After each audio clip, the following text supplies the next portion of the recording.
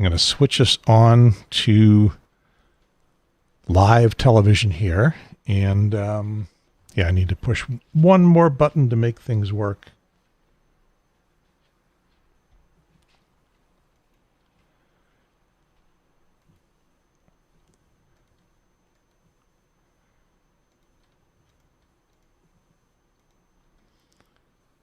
There, perfect.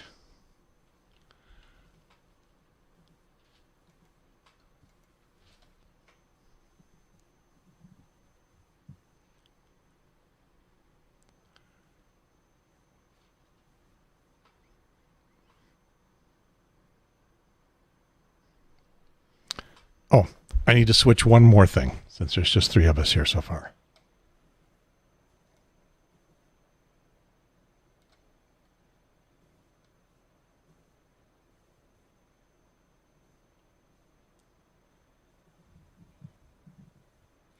Well, if we need to fill dead air, I can talk about the fact that for the past week, I have been rediscovering my great love of fountain pens. And how does that play itself out? So I had a Pilot Varsity. In fact, you know, the thing about fountain pens is they're like cars. You have to say like the make and the model. But Pilot Varsity is the only disposable fountain pen that I know that's for sale in the United States. And I had one of those, and I bought it in a 4-pack of bright colors, turquoise and pink and purple, and I can't remember what the 4th color was. And I've given away the pens, you know, as other people were like, oh, that's like a fountain pen that's like a ballpoint pen. Because they're made to be like ballpoint pens. They're super convenient. They don't leak. Pilot put a lot of thought into that. This is the fountain pen for ballpoint pen users. And I'd misplaced my turquoise pen for years. I'd misplaced it. And by that, I mean, I put it in my pen cup right next to my desk lamp, which is, of course, never the place I looked for it. And I was talking to somebody on a Zoom call, and I reached over into the pen cup to grab something else, and I pulled that pen back out, and I was like, oh, I wonder if it still writes. And it did. And so I'm just having fun writing with it again. What do you write? Correspondence, thank you notes, like you're supposed to, like your mama teaches you to write thank you notes for gifts and, you know, get well soon cards, a lot of them lately. And, you know, those sorts of things. They're sometimes grocery lists, but mostly the kind of like, you know, good ladylike correspondence, which I hate that it's ladylike. Emily Post would just call it good etiquette correspondence. Yeah, I never do any of that. So we don't have Did I fill the dead air? Yeah, you did good. I was sure that I had a shot designed for 3 people. This is the shot designed for 6 people, and I can't find it, and it's too late to make it. So never mind. This will be the shot. We do not have a new co-host. We have a guest. Jenna Wadsworth is here. Jenna's running for North Carolina Agriculture Commissioner. I got that right? You did. Thanks for having me today. Yep. That's not the official introduction. That's just figuring things out. I guess, let's, shall we, I don't know, Jen, shall we do the show? Yes, okay. Let's, because I've run out of fountain pen things to talk about. Here's how it begins. From the studio, in the bonus room, above the garage on the north side of Cary, at the foot of Mount Belzoni, where did my hammer go? The Triangle Talk Show. Let's cut the crap, kid. I want to know what the big talk's all about. I don't think we should talk about this. Then we talk all night. Let's give them something to talk about. Another night of hearing myself talk. Stop me if you've heard this one. Talk is cheap, you. Yeah. With a little less talk and a lot more action. I don't wanna Talk to me. So knock it off with the yickety yak, the yakety yick. Let's tell it like it is and how it could be. How it was and, of course, how it should be. keep that motor mouth moving morning, noon, and night. If you keep on talking, baby, you know you're bound just to drive me away. And sequestered in that studio, it is me, Gary Pearce, Mr. October, and then And from the Yellow Room on the border of Carborough and the People's Republic of Chapel Hill, right near the Staples where you can buy more turquoise pilot varsities, which I just did, sequestered at the foot of Mount Okinichi, which is a real mountain, and on the side of the hill with the chapel up top, I'm Jen, host of NannyCast. And I'm calling you candidate for president undocumented this time, because we figured out the last show that you were on was you had failed to file something or pay something or do something. No, I'd failed to indicate that my campaign had any funds, which that was because my campaign did not have any funds. And they don't make a form for that. So what could you do? How could you have continued? You have to have money to run for president? Apparently. I guess. Here's the show, episode 115. Rocktober 4th, 2020. October is the best month. Except for a little slice of November. Or so I'm told. The big slice, the one that includes my birthday. Well, that's a day. We'll give you the weekend. It's also Thanksgiving, so, you know. Episode 115, Trump is an idiot. Is that too soon?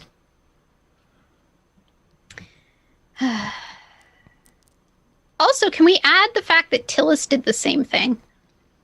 We'll talk about that. And the official title for the show is Stand Back and Mask Up. And that is a concatenation. That is a combination of what Trump said at the what do they call those things? Oh, the debate. Yeah. The debate, the shouting match. For those listening and or watching, neither Gary nor I participated in consuming the debate in any form. We both felt that it was not worth our time. Oh, no, I watched the whole thing. Oh, did you? Because Yes. your Facebook said otherwise. No, you must have misread it. I watched the whole thing and I loved it for the first time. And I'm working on an attitude adjustment to love those things, to just absolutely eat them up. Together This was the first debate I missed because I'd already voted. Don't worry, Jenna. So who cares?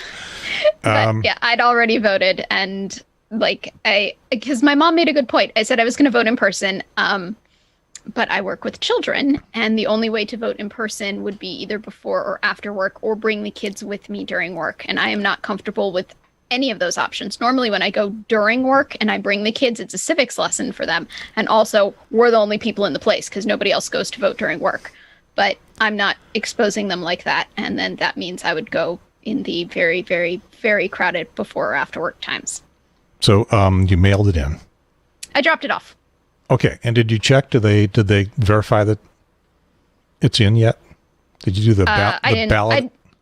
I didn't look because I handed it to somebody. I figure I'll check later. Okay. No Brendan today, no Sarah today, just us. But even with just this limited number of people, together we are the best team of podcasters in North Carolina, maybe the Southeast, even if we're not all together. Okay, so episode 115, Rocktober, stand by and mask up. I'm out of sequence from my rundown. Trump is an idiot, the hybrid title. Oh, it's telling me everything I needed to know from the debate, the Proud Boys, and because he came down with the COVIDs. So smush those two together, and there he is. I put his picture there so I can go boink, boink, boink, boink, boink. For those of you on the audio-only podcast, he is poking an image of Trump that is overlaid over top of him on the head repeatedly and saying boink. And I made your picture full screen so you can do that if you want. Try to figure out which hand works. Boink, boink. For those of you on the audio-only podcast, I am now poking Trump in the head. Unfortunately, I can't animate that. And Gary is still going boink. I can't animate that to make him to make that happen.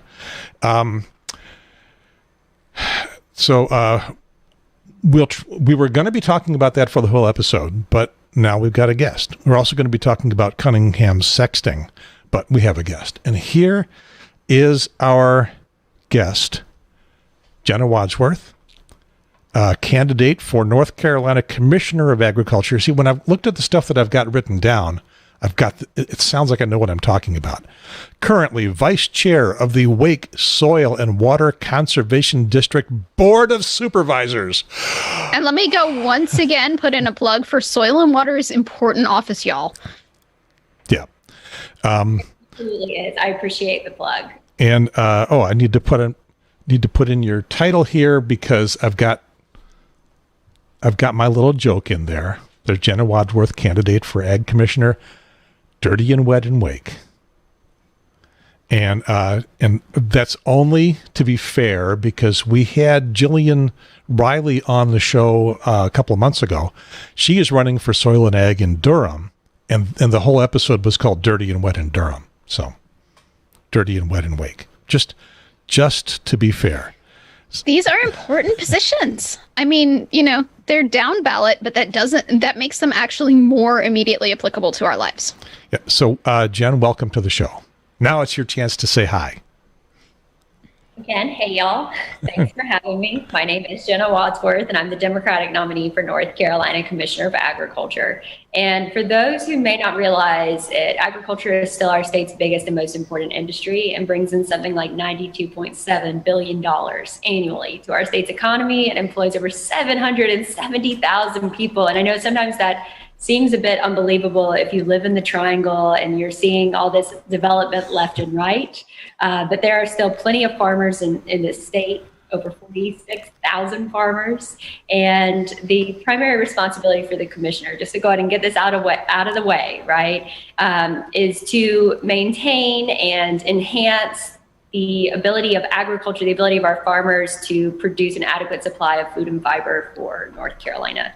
In addition to enforcing something like 75 different laws on the books right now, overseeing fuel safety and weights and measures and looking at chemicals and pesticides and a whole host of other things. So thanks for having me. Okay. Can I ask a follow-up question real quick, just because I have a handle on our audience? We're not doing that part of the show yet. I just wanted her to define fiber in terms of things they might actually know, aka cotton. Yeah. Or some of your green crops. Yeah, absolutely. Right. Which we grow a whole bunch of. I mean, and when you talk about cotton, it's one of our top 10 commodities here in North Carolina. I actually grew up on a hog, cow, chicken, corn, cotton, tobacco, and soybean farm on a dirt road in Johnston County, which is one county to the east of Wake. Where Raleigh is. And so, agriculture is definitely in my blood. All my early memories are out on the farm, be they like being chased down rows of tobacco by guinea hens because I decided to befriend their chicks. Or, and if anybody's ever seen guineas, they're basically like the poultry version of a watchdog. They can be just as annoyingly loud as your roosters too.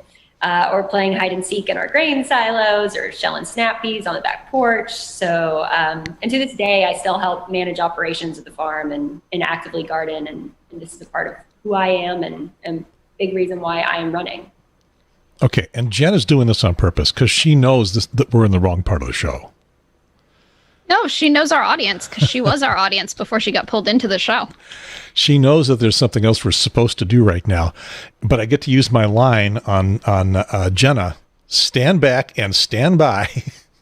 Well, we tell all of the people that you brought over to the show, because I'm sure you brought many people over that want to come see you on TV. They'll know what fiber means. They don't need that defined. Right. But we need to tell them who we are. Jen, do you want to do this, or do you want me to do this? Are you going to force me to stick to the script? No. Sweet. Okay.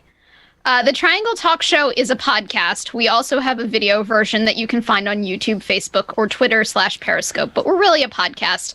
And if you want to catch us later and on the go, you're going to catch us as a podcast, which is why I try my best to explain everything that's happening visually on the screen. And a good job you do of it.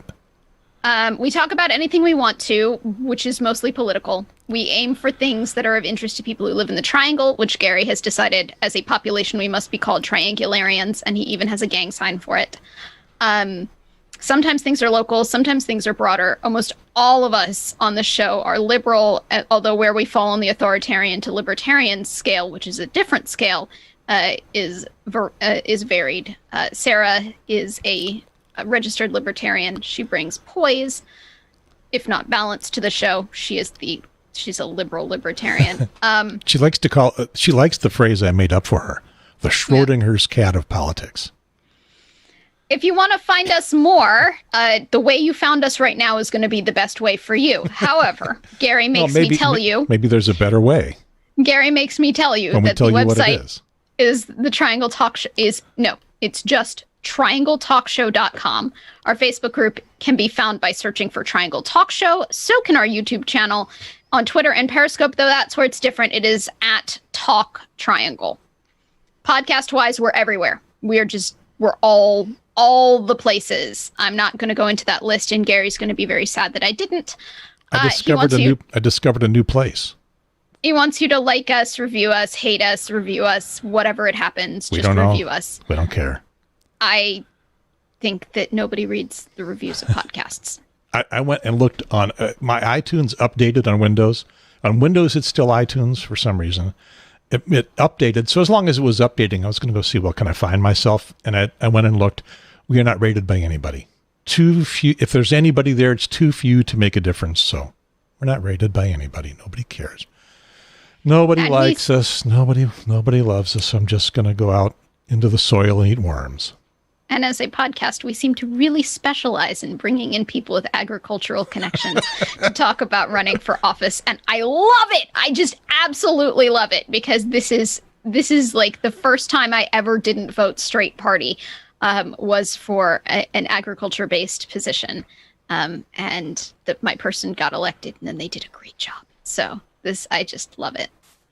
I love these positions. I'm a fangirl. If you think about it, back in the day when we could fly, when you left Raleigh-Durham Airport, how quick, looking out the window, did it stop looking like a city and start looking like all these checkerboard things? Pretty darn quick. And how much of the territory was that? Pretty much all of it. That is agriculture. Well, it's forest and agriculture. And Forest is a part of the agriculture department. Forest is part of it? You're claiming that too? There's a power grab. I like weights and measures. That's the one. So even if you're not on a farm and you really don't care about vegetables, weights and measures is going to matter to you if you go for a bulk bin shopping. So okay. I wanted to mention the one place that I discovered that we are available as a podcast I didn't even know existed, and it turns out I signed us up for it a long time ago and then forgot. Amazon. Amazon's got a podcast thing. I don't know why, but we're there. For the smart speaker. We're there. Oh, okay. We're there. You could probably get us on your smart speaker just by saying, hey, smart speaker, play the Triangle Talk Show, because you should know we're there. On with the show. So, Jenna, you did this this famous TikTok October surprise video thing, and we're going to play it later on. You know, not now. I knew of you by reputation. Everybody I talked to, everybody knew, said, Jenna, you know, I voted for you back when you were doing the soil and water thing.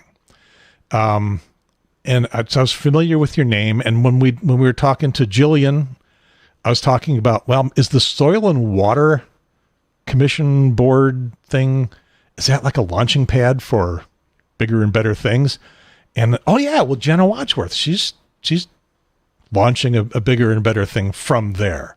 So it's... Well, and Durham Senator Natalie Murdoch was a soil and water supervisor before she was appointed into that role. And my opponent, Steve Troxler, was a soil and water supervisor before he became ag commissioner. It's clearly a thing. And and now I'm going to make a pun that I hadn't thought of before. Something about grassroots organizing. No one's ever made a pun like that before, right? The pun has to actually be the pun, not the idea behind the pun. It's the best I can do right now on short notice. So as I was saying, I knew about you by reputation. Everyone was saying, well, you know, Jenna, of course. But I had never seen any video of you until this TikTok thing. And then I said, oh my God, that is not the way to introduce somebody. That is not the first impression you want to make. I loved it. It was hilarious. It was fun. And we'll play it later on. but it's not the way to meet you in person. So I wanted to meet you in person first. So you were saying you grew up on a farm in Johnston County? That's correct. But you were born in Raleigh. Yes. Well, it's because there were no hospitals in Johnston County, Say Wake Med's the closest one they got. at least at the time. Here I was born. But And say I also was born in Raleigh at Wake Med because it was the closest labor and delivery. is that how you qualify for having born in Raleigh, or did you live in Raleigh as a young infant? No, I was born in the hospital in Raleigh. And then for most of my childhood through, the time that I was, had gone to the School of Science and Math in Durham and lived in Durham at school. And then my, first few years at NC State, my dad always worked in Raleigh. So we always felt this kind of close connection, like it was our second home. Okay. So then, yeah, that's right. You did the School of Math and Science in Science and math. I'm also an alum. I will get you on that. All right. So what I'm calling it is you studied science, and you studied political science and English. Yes. So so that's your educational background. Okay, it says magna cum laude, make us all feel bad, and you're overeducated, and you were the good girl. Yeah, I had, so in college, 2 majors, so 2 bachelors and a minor, and graduated magna cum laude, was like the student speaker at college graduation. But I think probably the most interesting point, like I always worked like two to 3 jobs in college in addition to being involved in extracurriculars and political organizations, was probably the whole making history part. That was probably the most interesting part of college when we won our first race for Soil and Water Conservation District in Wake County. And I was still a junior and got elected at the age of 21, which is the youngest you can be to run for political office in the state's constitution. And we did it. We made history. And it was kind of this bright blue dot on a not great night for Democrats that were on the ballot in 2010. I mean, that's when we started seeing all the major shifts to Republicans taking over the legislature and some of those congressional seats that have been held by my party for a very, very long time. So how do you explain that? Clearly it was some kind of vote manipulation.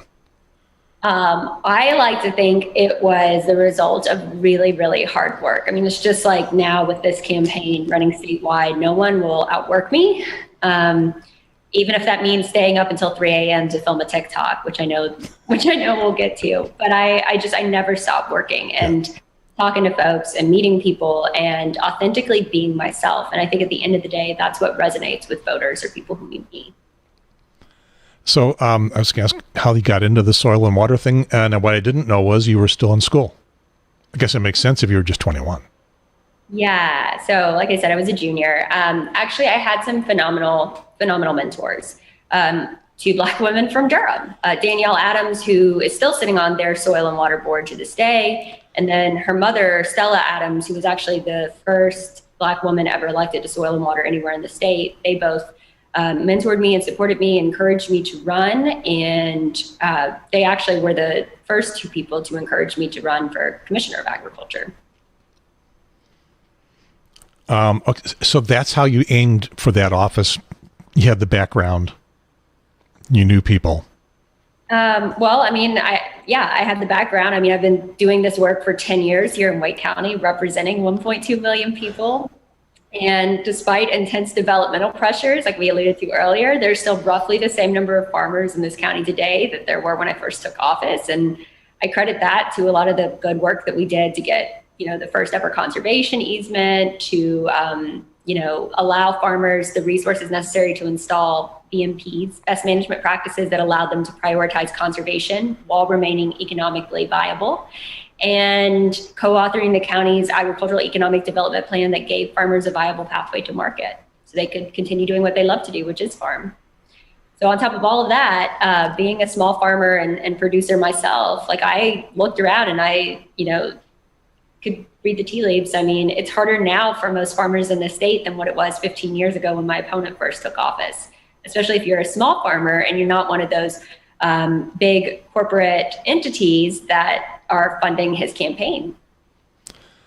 So where does the agriculture commissioner come down on small family farms versus big corporate farms? It sounds like you are very much in the small family farm camp, but you can't ignore the big conglomerates either, right? I mean, you don't want to push them out of the state, or do you? My first priority are to the small family farmers that are working hard every day to put food on our tables and clothes on our backs, despite facing intense developmental pressures, despite the fact that every single time the president was opening his mouth earlier this year, he got us involved in a new trade war. There were additional tariffs. COVID-19 has only exacerbated some of the issues that the ag industry has faced. We've seen double-digit drops in the international commodity market for most of the top 10 commodities that North Carolinians are growing and producing. And the fact that at the end of the day, we continue to see these big corporate, international,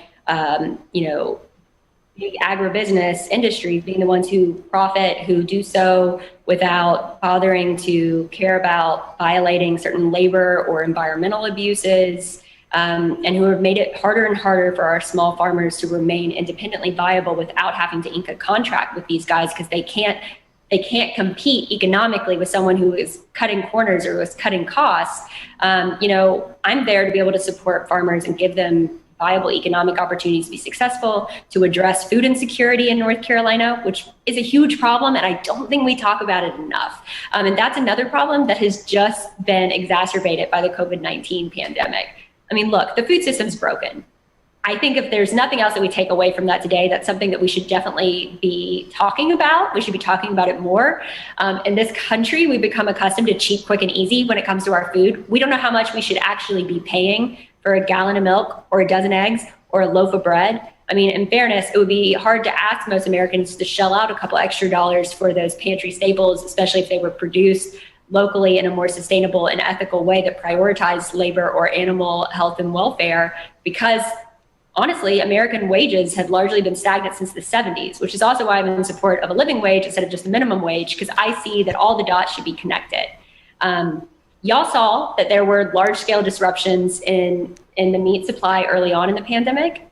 And part of that is because there are 4 major corporations in this country that control 85% of beef, 67% of pork, and roughly 50% of poultry. We have allowed 4 major corporations the bulk of control of our food supply because they just happen to be able to afford big fancy lobbyists who can spend their time on Capitol Hill fighting against a country of origin label, fighting against small meat processors who actually benefit small farmers, who allow them to remain economically viable. There are so many things that are broken, but that could be fixed. And when you talk about food insecurity, the reality is that North Carolina is one of the top 10 most agriculturally productive states in the country, but we're also one of the top 10 most food insecure states in the country. That suggests to me that we have a values and priorities problem in this state. It's not that we're not capable of producing enough food to feed everybody, it's that we've chosen not to do that. And what's even worse is that 1 in 5 kids in North Carolina don't know where their next meal is coming from. I think that's absolutely criminal. My opponent has had 15 years to do something about it and yet has sat on his hands. Meanwhile, we're seeing rates of hunger be further exacerbated by this pandemic. Something like 4 in 10 Black or Hispanic families are struggling with food insecurity since COVID-19 began. I worked with the legislature to craft a piece of legislation that would have not only economically benefited our farmers who lost their pathways to market when restaurants and schools shut down early on, but that would give them a tax credit to donate their food and make sure we shored up the pipeline to get that food where it needed to go, to our food banks, to our nonprofit partners that were trying to step in and fill the need for folks that, as more and more people went on unemployment or lost unemployment or going hungry. It was Senate Bill 776. But there were people in the legislature who couldn't set aside their own partisan ideologies in order to enact policy that would make an actual tangible difference in the life of the people that they are serving.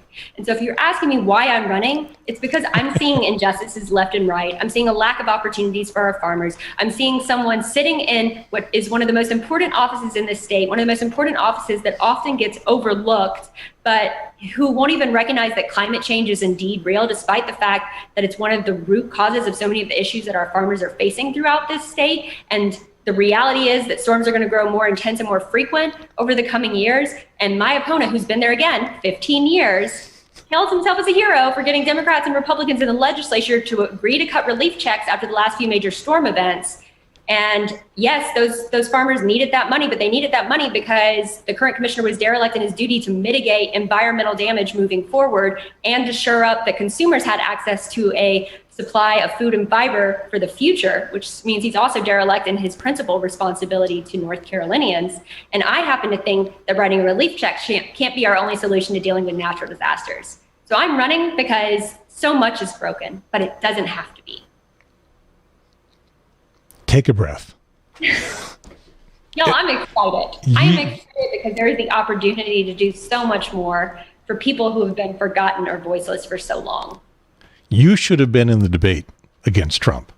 No, Trump was infecting everybody in that room. Well, nobody should have been in the debate against Trump. Okay, that's a point. My reason for saying that is you would have shut him down. I guess that's what you get from a political science degree. Or a fighting spirit. Yeah. Go ahead. I would like to ask a question. As you know, if you become Commissioner of Agriculture, what would you do to put in place as a system that could prevent the giant amount of, I'll pick poultry culls that the farmers did, rather than being able to have those farmers sell directly to consumers? So, great question. A couple things. First of all, you have to look at environmental damage with any of our farming operations, right? And make it possible to move into a more just, sustainable, and equitable future for everyone who calls the state home. And so in addressing climate change, one of the principal goals is to create a division within the Department of Agriculture that works to specifically address climate change and build resiliency into our farm and community planning and create opportunities to move into regenerative, organic agriculture and best management practices that allow farmers to remain economically viable, but also allow them to be the best neighbors possible. The other thing that we have to do is we have to look at creating additional market opportunities so that way farmers don't feel like they have to go into one particular commodity because that's the only one where they're going to have any sort of chance of economic opportunity, which is, part of my whole cannabis platform, which I'm sure we'll get to shortly. And the other thing for, poultry farmers, look, I've got one of my senior staff members in my campaign, his father is a huge poultry farmer in North Carolina. And, the reality is a lot of them don't want to have to contract with these big agribusinesses, but they have no choice. They can't be independent on their own because if all of their neighbors sign contracts with these big producers like Mount Air or Tyson or anyone else, they can't produce an animal at the same rate and sell it for the same price that their neighbors are doing it for, which means that they will go out of business because that's just the way that the market works. And so, there are so many opportunities for also building more sustainability and resiliency into this farm plan. If we actually focused on creating more resilient local food systems that prioritize the health and well-being of the communities they were serving, instead of always saying, oh, our goal is to feed the billions of people in the world. Well, why don't you just focus on your community here in North Carolina that is struggling, where people don't know where their next meal is coming from? And there's ways to do it. A group I would encourage everybody to check out and research, who's doing great work in this area, is the Blue Ridge Women in Agriculture up in Boone. They built what's called the High Country Food Hub, that gives farmers a viable pathway to market where they make most of the money. Producers know where the food is coming from. They're more likely to support farmers who are doing things in an ethical, moral, and sustainable way. It can work. They have more than doubled their profits for farmers in the last year that they've been around. So people want that. People want to know where their food's coming from. They want to know how it's produced. But the problem is if you have someone sitting in this office who is accepting corporate check money from the very industries that he is supposed to be regulating and overseeing, it's no question to me why you're going to continue to see environmental damage and labor abuses occur while these organizations and industries get to largely operate unregulated and unchecked. What are the big four conglomerates that you're talking about? And are they all operating big in North Carolina? JBS, Tyson, National Beef, and Cargill. Okay, of those four, Tyson is the one I recognize because they're a consumer brand. Yeah. Cargill is not a consumer brand. No, but I will say, so like JBS, it's a Brazilian company, but they have all of these subsidiaries everywhere. They control the bulk of the beef supply. I think probably not just in North America, but also in South America. And so that meat arrives at the local food store branded someone else, or Well, I mean, your Harris Teeter beef. Yeah, we don't have a Congress yet that's willing to support a country of origin label. Okay, but it's not branded with their name even. It's just, it's your local food store beef. And say, wait till you find out exactly how many one companies control all of your choices of shampoo. Yeah.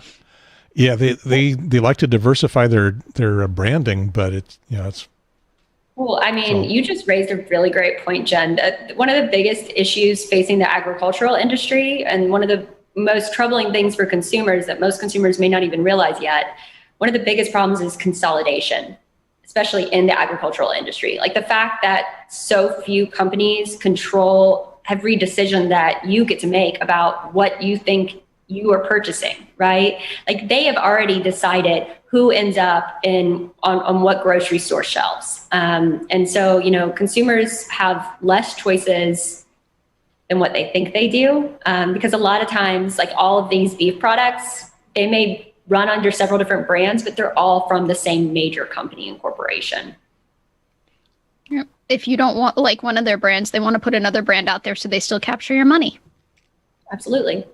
This is why I encourage people as much as possible to support local, support your local farmer and producer. A lot of times they have options where you can even come out to the farm and see how they're ethically and sustainably raising their animals, right? And how they're treating them. The reality is you're going to get a higher quality food product that's probably better tasting when you support local. You may pay a couple dollars more, but that money is staying in your local economy. Those jobs are staying right here at home. I'm going to ask about food insecurity and who that affects. Because for me, the local Harris Teeter or Food Lion pretty much has all the food that I want. Do you not remember the beginning of the pandemic when on one of my first shows, I begged people not to eat the garbanzo beans that I needed to live because they were pulling them off the shelves? Well, I was going to get to that because I'll add, stipulate that's most of the time. The people that are affected all the time are going to be the folks at the lower end of our income stream. Yeah. And, I should also note, that kind of brings us to SNAP, what some people used to refer to as food stamps. About 40% of North Carolinians who are on SNAP are working a job, which again goes back to my whole support of a living wage instead of just a minimum wage, because clearly people aren't making enough money to be able to actually nourish themselves. That's highly problematic to me. All right. So it's folks that aren't making a lot of money that can't afford the food that they need. But how far away are any of us, as Jen was saying, how far away are any of us from the Harris Teeter's out of food? I believe somebody once said we're about a week away if the infrastructure shuts down, unless you've got a garden or know a farmer that you can walk to their house. It's somewhere. It's it depends on who you're talking to, but maybe 1-2 weeks, maybe 3, depending upon what happens with the world food supply and some of your big farmers. So yes, so there is a need for some major players in the agricultural industry when you're talking about producing some of your staple grain crops. But that doesn't mean that we can't demand that they are better actors, right? Like just because you're saying, yeah, we need you, doesn't mean you should just misbehave left and right. I agree with you. Future focused, prep for the future. If you don't prep for the future, you haven't prepped. No, you should future proof as much as possible. Which also is kind of perfect segue to, I have a plan to put a garden on every school ground. It doesn't just have to be outdoors. It could be an indoor vertical grow. Heck, you could have schools that have both versions so they can use it as a science experiment to compare and contrast how plants grow and how crops grow in different conditions. But it is one more way to begin to tackle food insecurity, but also to teach our children how to actually grow food.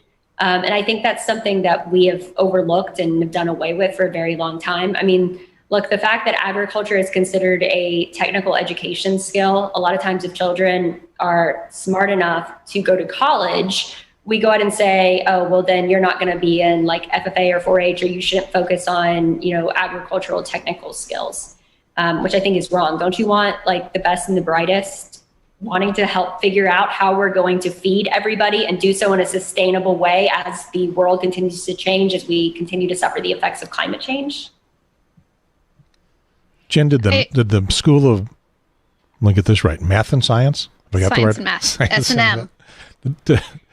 Did that include any agriculture? I don't think as a standard curriculum for everybody it did. When I went through, which was some years before Miss Wadsworth went through, I had an excellent ecology professor there who did do a lot. Huh? Was it Dr. Scheck? Yes.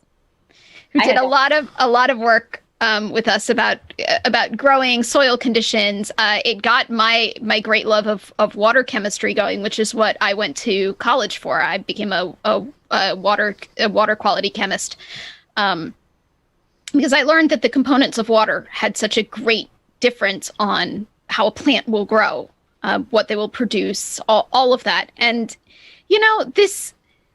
Sorry to derail from you for a minute. As you were talking, it made me think of zombie apocalypse teams. And I thought about how when the pandemic hit, everybody started trying to, at least in my social media circles, trying to sell everybody else on why they were a valuable member of the zombie apocalypse team and why, we should all be sharing resources and skills in light of the fact that it seemed that infrastructure had come to a complete standstill. And I saw so many people go, yeah, well, I can code the back end of a website. That's my zombie apocalypse skill. Like, there were a lot of really smart people with absolutely zero apocalypse survival skills. And it's the saying, I believe, is, if you judge a fish by their ability to ride a bicycle, they don't seem very competent at anything. I think that we have assigned the word smart for too long to things only in one particular domain. And it's very important to say to smart people, if you're smart, you can do all these things, not just one of them. So anyway, I do think there's a place for agriculture as a general, you can work it into I used to teach high school chemistry. You can work it into a high school chemistry class. You can work it into a high school biology class. You can work it into a mathematics class. It belongs everywhere. It is what is the latest education term? Interdisciplinary concept that we shouldn't have removed in favor of the abstract. I'm thinking of a book, Stephen King's The Stand, a TV series, Under the Dome. Under the Dome is the News and Observer. Dome. It was the TV series. Oh, just the Dome, I think, where suddenly there's a limited population of people, and you're scrambling to find out, well, who's got the skills to keep the things that we had going and and rebuild. And food preservation, that's chemistry and biology. Like all of these things, you don't have to teach those courses in the abstract to get your kids to pass the EOC. You can teach those courses in the directly applicable too. You want to talk about funguses growing, like chyme yeast is a fungus and it grows when you pickle. There you go. Yep. I mean, I love this all. And I just want to say, you're not alone in your friends like picking zombie apocalypse survival teams. I was basically a first round draft pick for most people, just given like my expertise and like in gardening and outdoor skills, which just goes to show, I mean, I think you're right. Like you can be smart and do what your passion is, right? But we also have to allow people who maybe didn't grow up on a farm to see if this is something that they are indeed interested in. And you bring up a really good point about science and math. Like I took the same class that you did with Dr. Scheck. She's a phenomenal educator. She really, really is. She is the person who got me to go into education.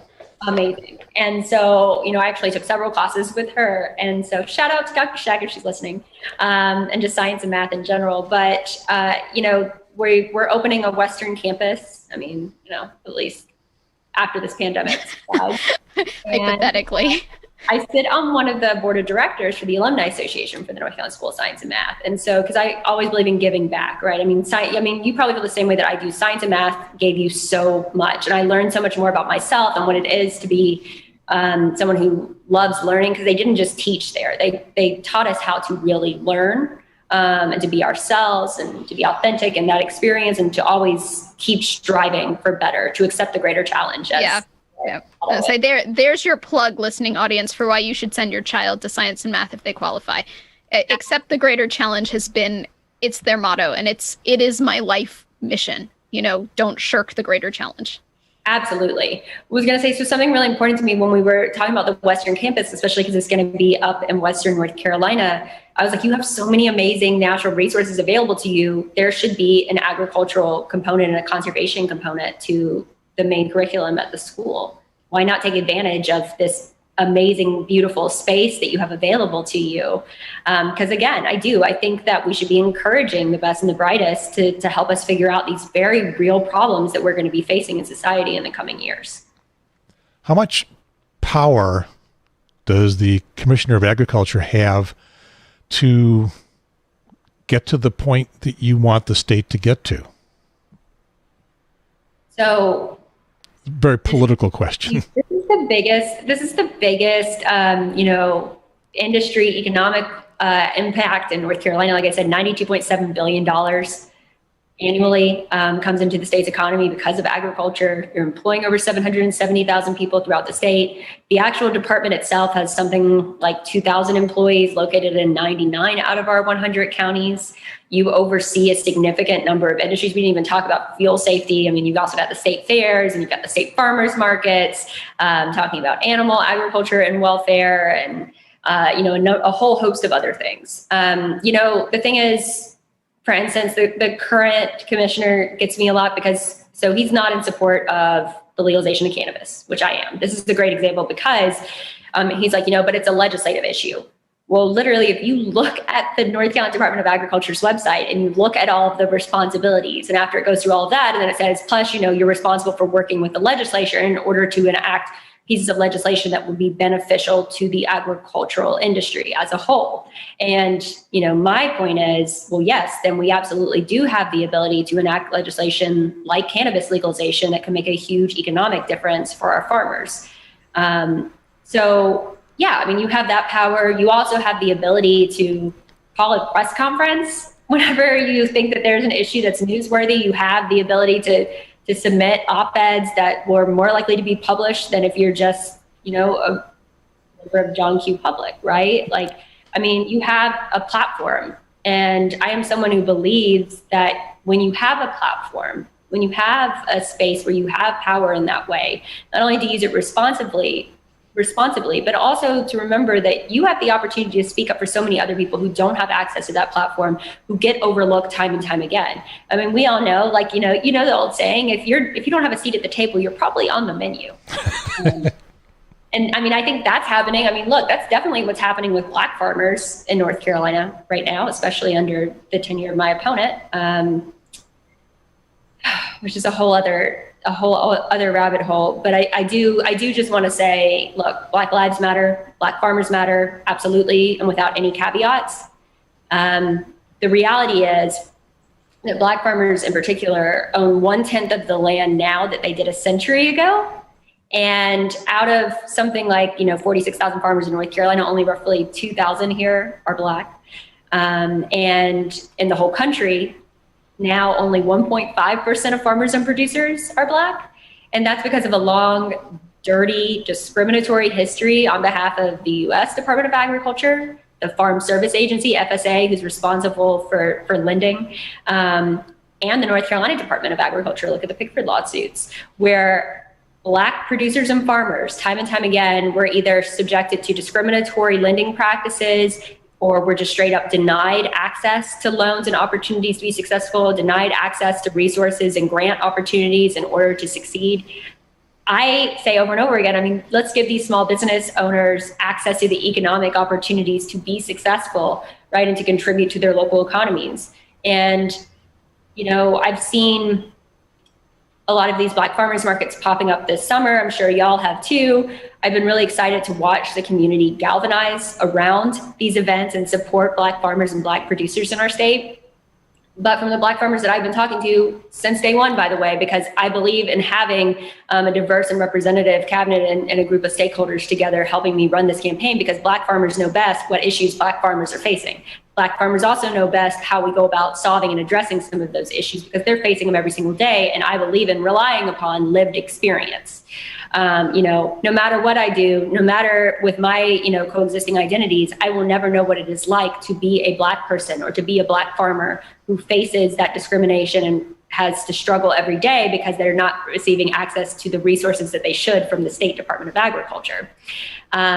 But what I've been really upset about is, you know, talking to these Black farmers who said they had to go out and create their own opportunity because they didn't feel supported or welcomed at the state-run or state-operated farmers markets.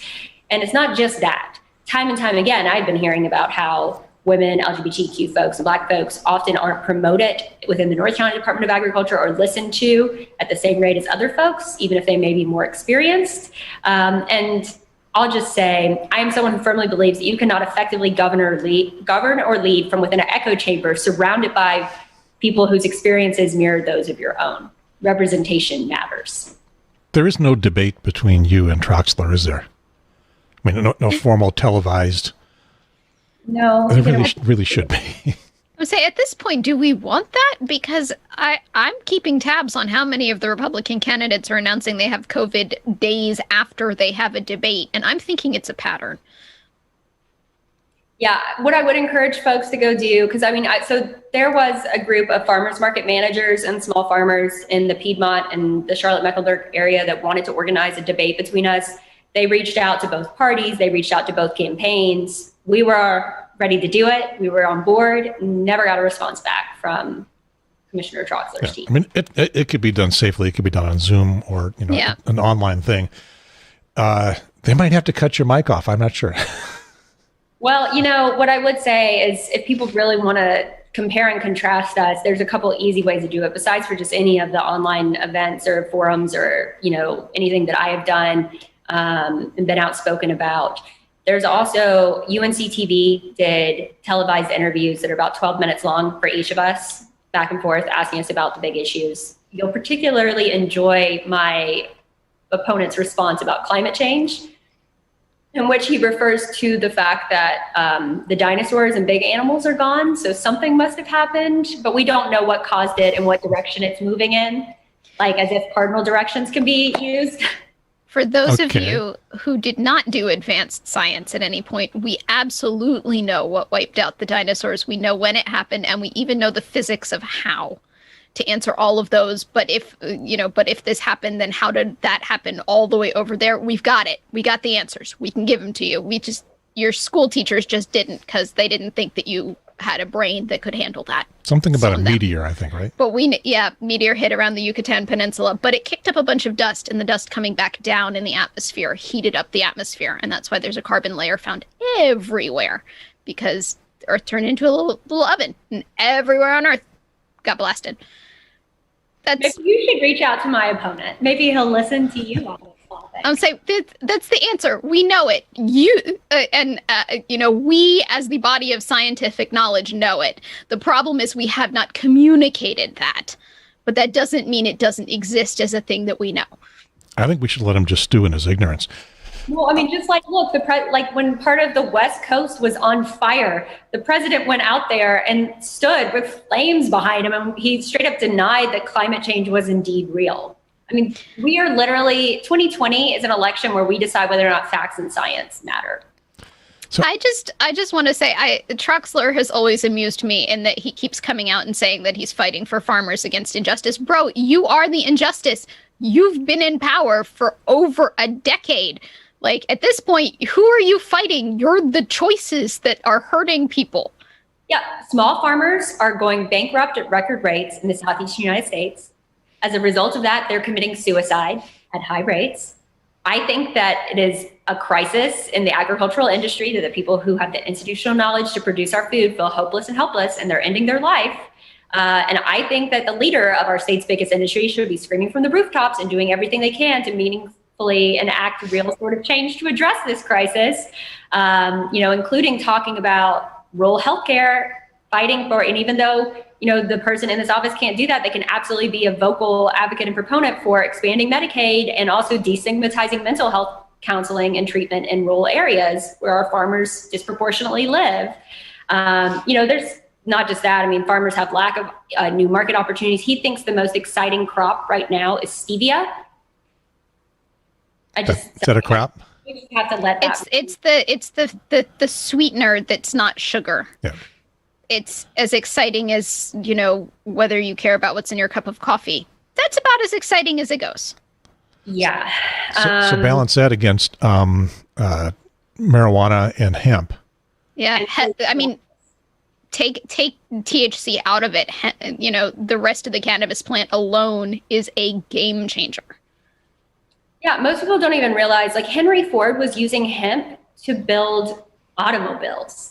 I mean, I'm just saying, like, the actual utility of this plant, it's endless. Like, we could have been building certain fiber products that could be used in aerospace, which is also one of the biggest industries in North Carolina. A lot of people don't realize that.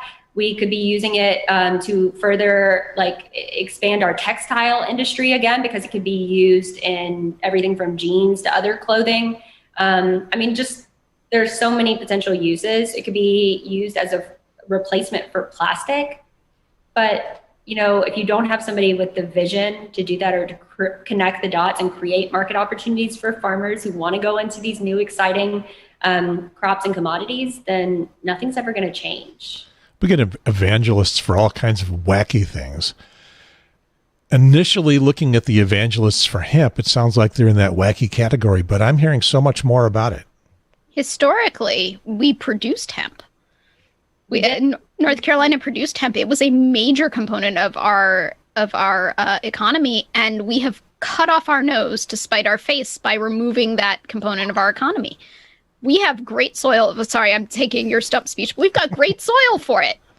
This is one of the places where we could produce some very desirable, and therefore we can set a price on it, hemp.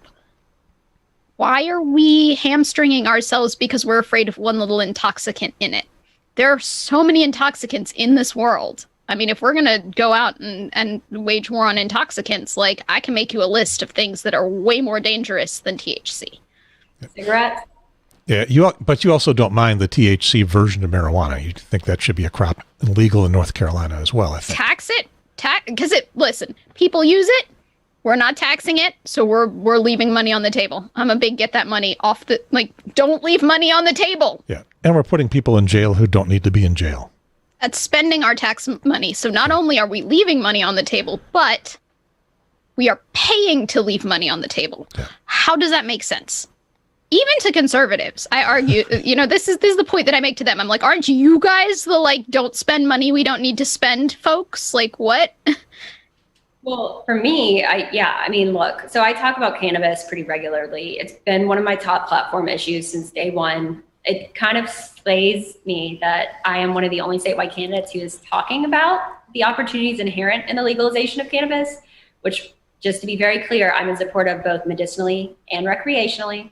The reality is it's already legal in 33 states plus DC, either medicinally, recreationally, or a combination thereof. So it's not a question of if it's going to happen. It's a question of when it's going to happen in our state.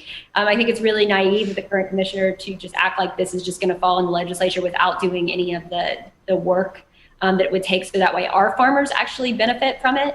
Something really important to me is, we've sat on our hands all this time waiting to make it happen while the rest of the nation has passed us by.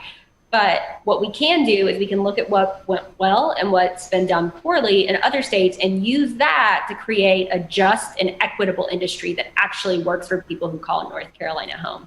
Because I don't want big old corporate farmers coming in from out of state, buying up large swaths of land from all those farmers that I just said were going through farm stress and everything else. And so maybe that means that we look at an acreage allotment. That's not going to make a bunch of big farmers happy, but I think that's a way to, create equity in the industry to give everybody a chance to have a piece of the pie. And that also means that people who are growing a bunch of acres of stuff, if they can't grow it all in one thing, we're going to once again encourage diversification. We're going to make that shift away from monoculture. That's better for soil health in the long run. That's better when we talk about, our environment. That's a way to begin to actually address some of the mounting food insecurity in rural areas, because just because you live on a farm does not mean that you are not food insecure, especially if you're just growing one major commodity. And then whenever there's a big environmental disaster or storm event, of course, if you're just growing one thing, you're going to see your whole entire field wiped out. Wouldn't it be nice to imagine a world without subsidies for agriculture? Let's encourage diversification. When you say monoculture, is that monoculture within one farm growing just one thing, or is that the whole state reliant too much on one thing? Is that still tobacco?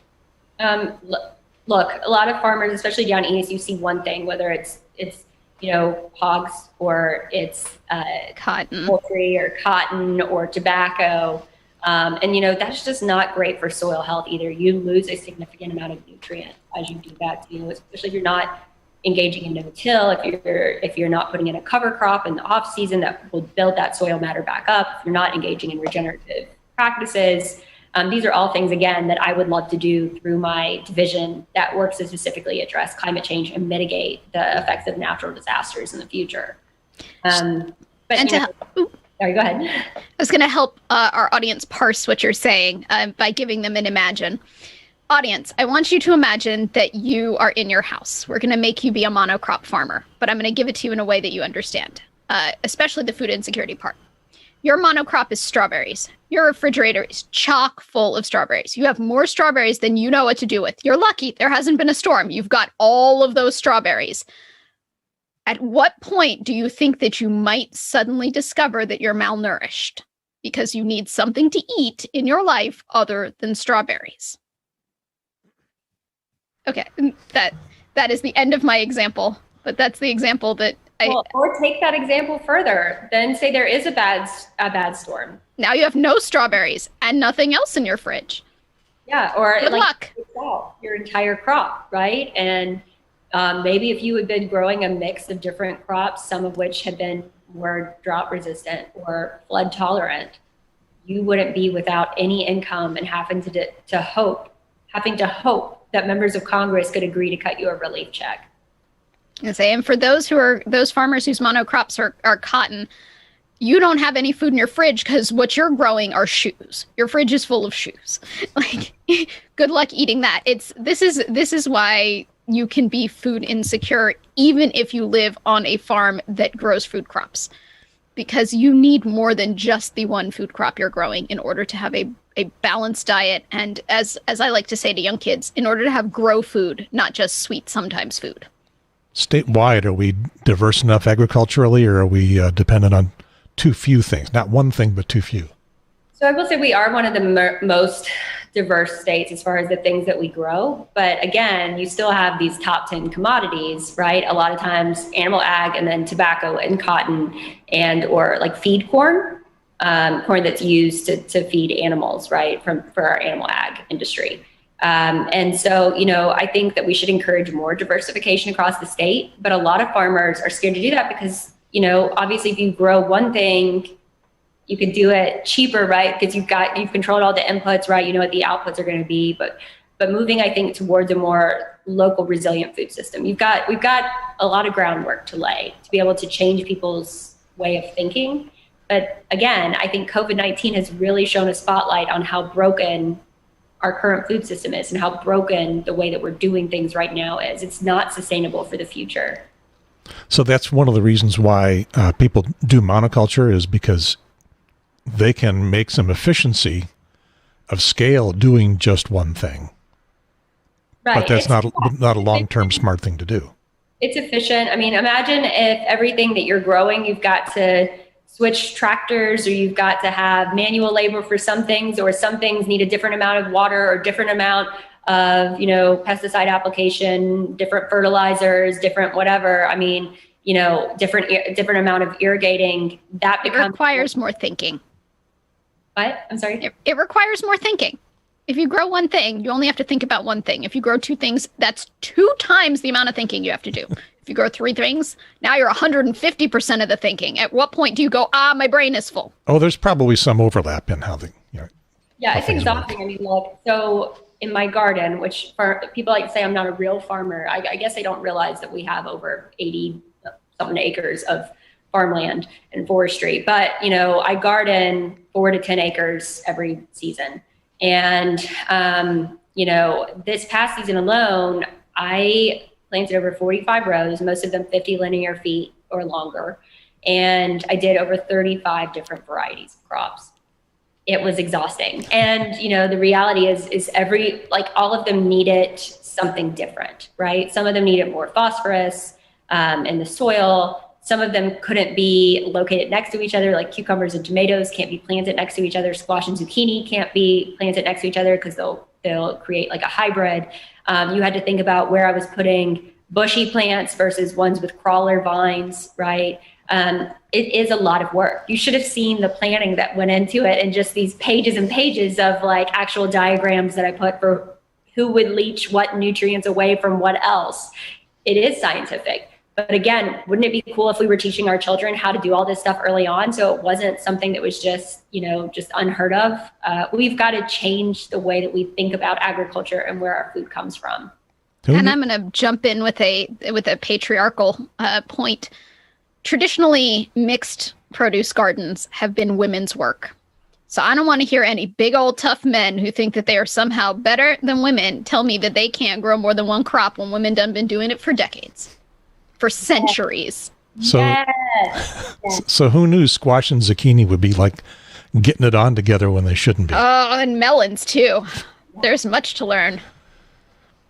You guys, keep your distance. I want to see a ruler in between you at the dance. I personally like a zucchini squash hybrid, but that's when you want it to be a hybrid, not most when people it hybrids don't. itself. They're like, this one has to be green and this one has to be yellow, and so help me, if it's not that case, I don't know what I'm eating. Nutritious food, if it's a vegetable, eat it. Okay, so you just reminded me of one thing, and I got one other thing I wanted to ask about. I'll try to remember them both. What you just mentioned was one is red and one is yellow. Big, ripe, red, all totally red tomatoes, that's not a good thing, right? Tomatoes should be multicolored and not look and kind of ugly, and then they'll taste good. I've had both. We grew a whole bunch of different tomatoes this year. I absolutely loved it. There is nothing like a homegrown tomato. Who was it? I mean, there's a bunch of different varieties of the song, but I love the John Denver one the best.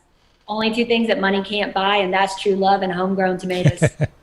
There is nothing like the taste of it. Like, it's all I can do to not just take a bite in the garden, because once you've had stuff that you've grown yourself, and then you have the stuff in the stores that's probably been picked too early, sent 1,000 to 1,300 miles at least across the country in a refrigerated truck, and you get a little bit mealy and mushy. There is nothing like a fresh tomato. But tomatoes went flavorless, a couple decades ago, when they were bred for color and not for taste. They're bred for color and for shipping durability. And I think it was refrigerated trucks. Yeah, I think it was the shipping durability specifically that removed the taste. Your fragiler tomatoes are going to taste better. Yeah, and I agree with you in it, but it's a rare experience in my life to take a bite of a tomato and eat it, like an apple. I've got good news for you. It's coming back. They sell these little things in an envelope, and you put them in the ground, and then you give them some water, and then you can have as many tomatoes as you want. Well, that grow, that you don't have to fight the squirrels for, but as many tomatoes as you want that don't taste like cardboard. Okay. I mean, I talked to my mama earlier today. We're still getting tomatoes out of the garden. Yep, I've still got some that are green. I'm waiting to see if they'll turn or if I have to pick them green. I just need to make friends with people who grow tomatoes. So the other thing I wanted to ask about, this will go to more of the science background, is that, as I understand it, and I was triggered by this when you mentioned having to use different tractors. the tractor manufacturers are becoming very high tech and not letting you fix your own tractor anymore. Is that in your purview?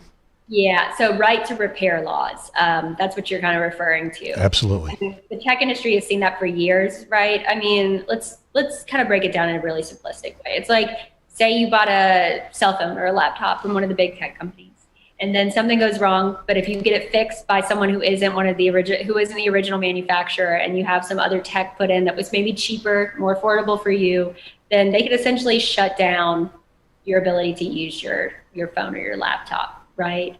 And that makes it really, really hard for farmers who, like I said, it's already one of the more physically demanding jobs. It's a very expensive job. If you're a smaller farmer and you don't know what you're going to face as far as unpredictable weather or storm events or unpredictable trade wars or tariffs, it's pretty ridiculous that big tractor, which I never thought would be a thing, but big tractor could essentially take away your ability to operate your machinery if you get it fixed with third-party parts. What can you do about it? Again, I think there's case law out there. I think one of the biggest things is just either fighting and seeing what we can do legislatively here in North Carolina. So working with our legislature to kind of address some of those big issues, and also being a vocal advocate for our farmers. So, I mean, there are some farmers that don't even know that this is an issue, that could happen to them if they were to have it fixed with outside vendors besides for just the manufacturer. I think that's part of it too. And also just raising awareness. Talking to a lot of folks that do like open source software, friends of mine in tech and stuff that also went to science math, they didn't even realize that this was an issue that was also facing the agricultural industry. And so I think it's going to get worse, not better. A lot of people get after me because they say, oh, whenever they see anything out on my farm, why is it only ever old farm equipment? Well, for a few reasons. First of all, it's cheaper to maintain in some ways than some of the brand new fancy, closed door with air conditioning and technological equipment. It would be amazing for everyone to be able to afford that tech, but at the same time, there's obviously shortcomings to doing so and to the ownership of it. And the other thing is a lot of small farmers can't afford that big fancy brand new equipment either, right? So we continue to have to use the old stuff. And if we're doing stuff in more regenerative methods anyways, like our use for some of that equipment is not really necessary unless you're like doing thousands of acres of farmland every year that you have to oversee. Okay, so in a way, our farms are a little bit like Cuba. Old, if you go to Cuba, you're seeing old cars from the 50s, 60s, and some of our farms you're going to see. Maybe 50s and 60s is too far back, but 70s and 80s. You've never asked me, Gary, why a lot of my why my tech is old. Why I didn't know it was.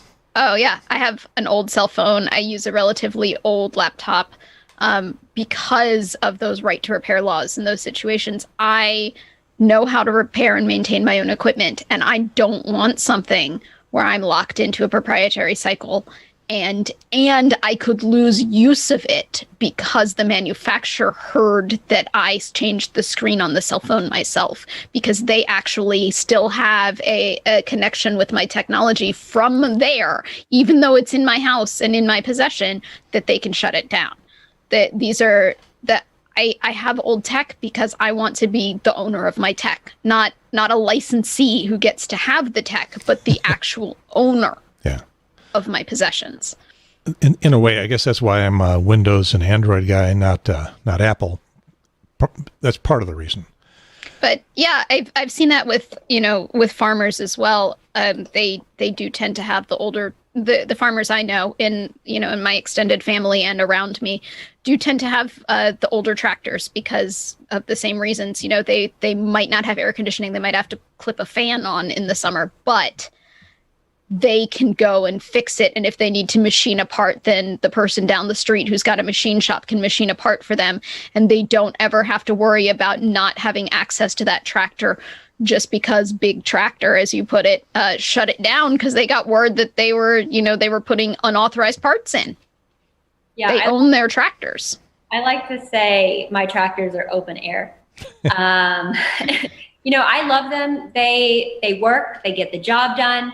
people say, hey, but they're not more as like energy efficient as some of the new tractors. I was like, yeah, well, I don't have $40,000 or $200,000 to pay for a new tractor, especially since it's so expensive to do the work of a small farmer, right? And if you've got the things that work, isn't it more environmentally damaging to continue to produce bigger equipment, right? When that stuff is right there available for you and can be used, and I'm not using it for, extensive periods of time. I would say the subreddit, they did the math, actually did a calculation. They discovered that maintaining and reusing an existing product is better for the environment, even if it's less energy efficient than a new product, than purchasing a new product, because the cost of manufacture takes anywhere on the order of nearly 100 years to over 100 years of use of that old existing, even energy inefficient item to be equaled, much less surpassed. And I mean, if we want to talk energy efficiency, you know what is the most energy efficient? A team of oxen.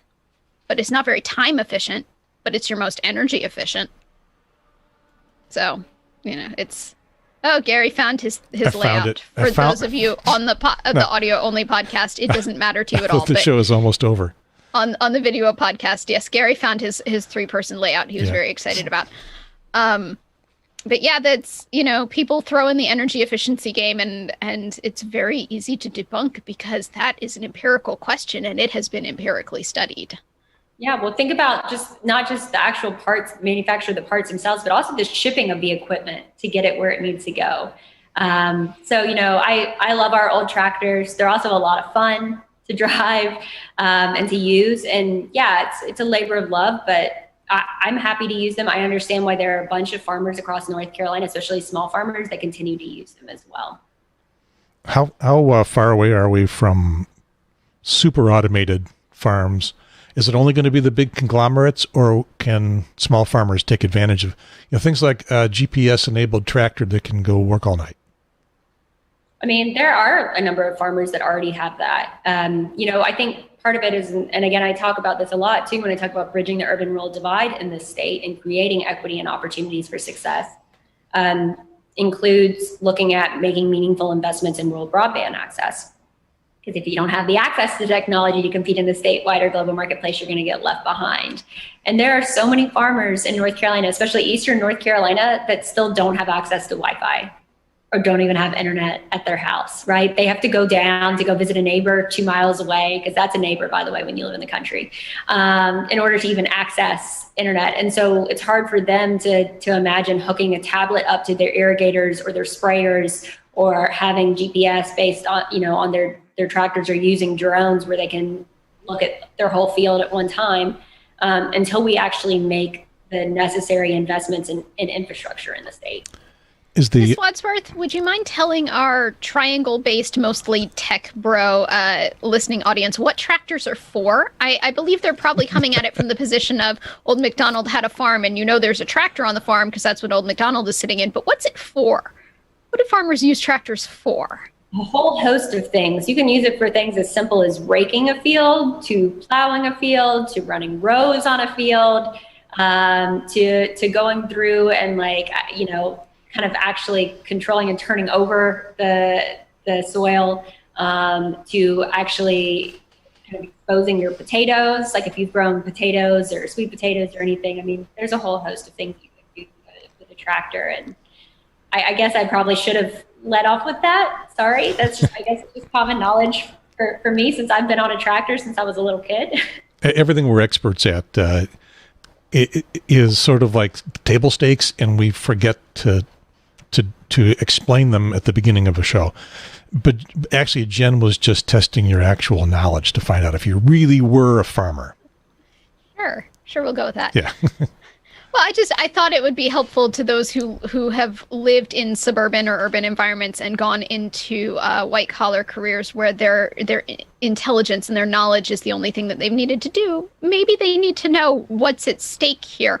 Why are we talking about tractors? Why are we talking about right to repair with tractors? Because a tractor is, as you put it, the multi-tool of the farm.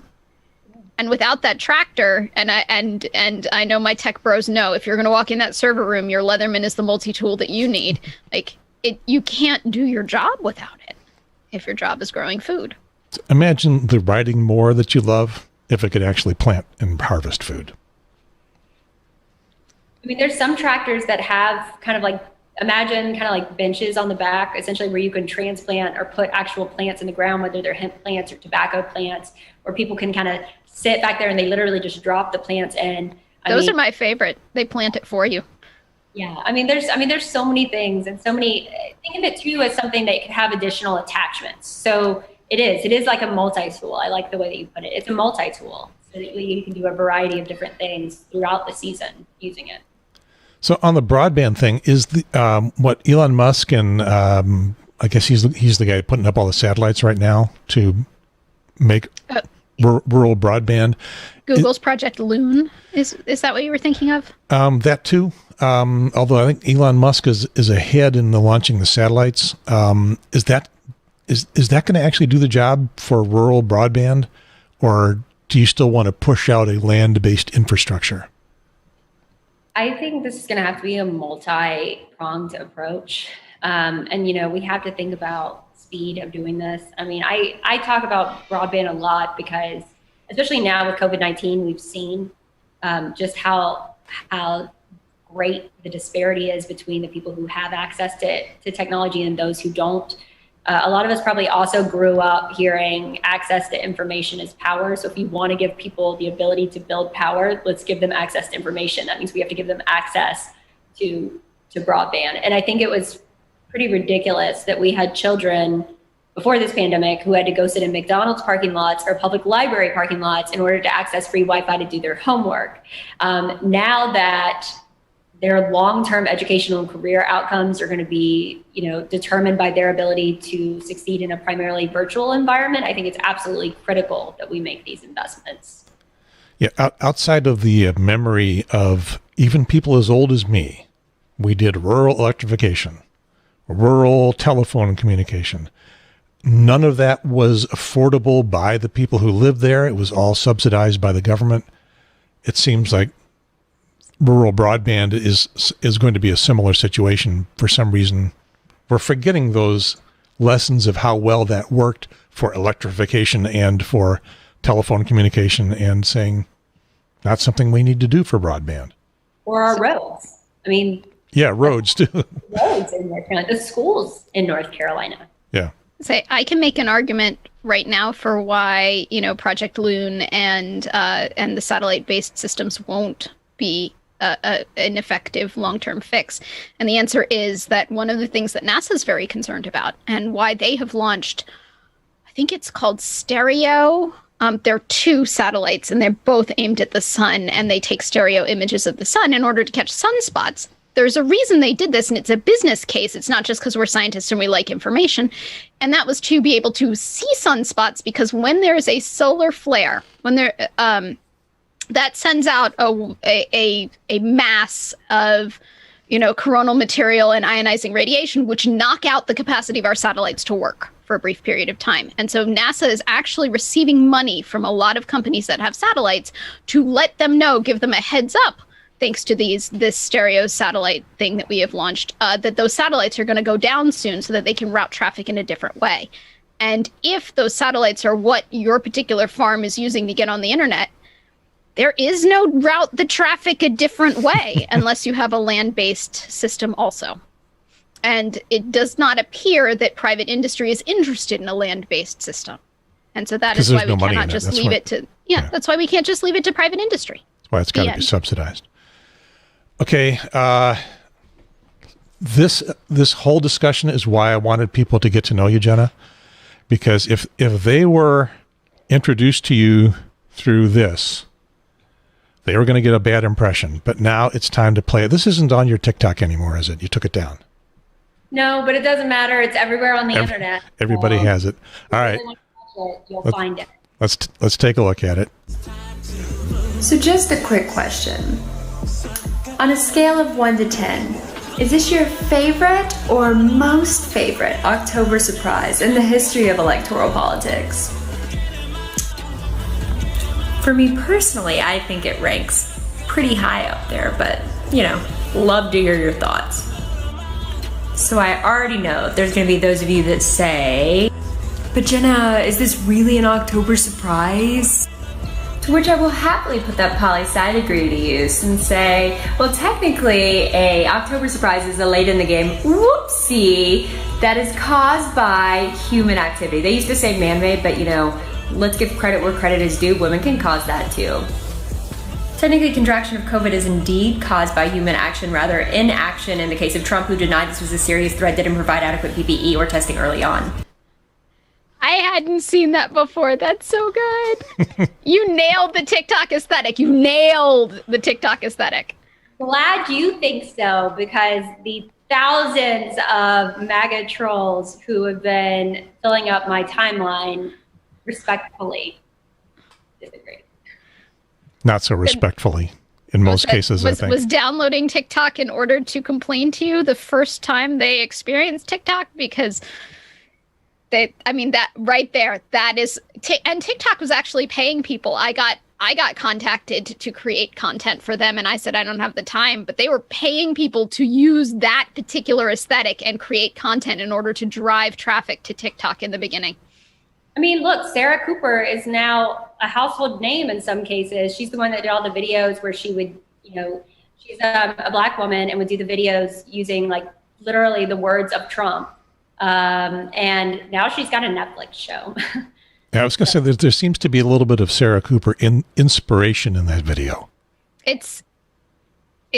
In all fairness, I'll tell you, it originally comes from TikTok. They had style guides you had to follow. It looks organic. It's not. At least 3 friends of mine took the TikTok money, and that's how I got contacted. They referred me. TikTok was paying for content early on. They were seeding their own network with a style guide. That's where that aesthetic came from. And you just perfect. Yeah. Nailed it. Well, thank you. What's really funny is that, we all just saw the video. I never once wished harm on the president. I never once wished for his demise. I just called out the irony of the fact that a person who actually is in a position of power to have done something about this virus did not take it seriously. In fact, even used racist nomenclature until all of a sudden he contracted it himself, calling it the Wuhan flu or the China virus, until all of a sudden it became COVID-19 when he tested positive for it. And he had all of this time where he could have helped to let members of the American public know that this was indeed a serious threat, and could have provided adequate access to PPE early on and adequate access to testing. Instead, over 200,000 Americans are dead and millions more have gotten sick. And not everybody has access to be able to go to Walter Reed, one of the best medical facilities in the world, especially as people have continued to lose their unemployment benefits and in a lot of cases lose access to their health care. And the first person who called me out for this video was Senator Tom Tillis. Yes, same senator. This week from the so-called super spreader event at the White House, where a number of folks, some were in their masks, some didn't, but there's now been over 25 people who have tested positive as a result of that experience. Nevertheless, I found it deeply hypocritical that Senator Tillis and members of the GOP would call me out for a little TikTok video at 3 a.m. May not have been my brightest idea. I get it. But they have let the HEROES Act sit on the floor of the U.S. Senate since May while Americans are hurting. Who's the bad guy? Tillis has not been a good guy since the moment he took office, and he said, I'm only here representing those who voted for me. Yeah, you could have put that little speech in your TikTok and gotten exactly the same reaction from all the same people.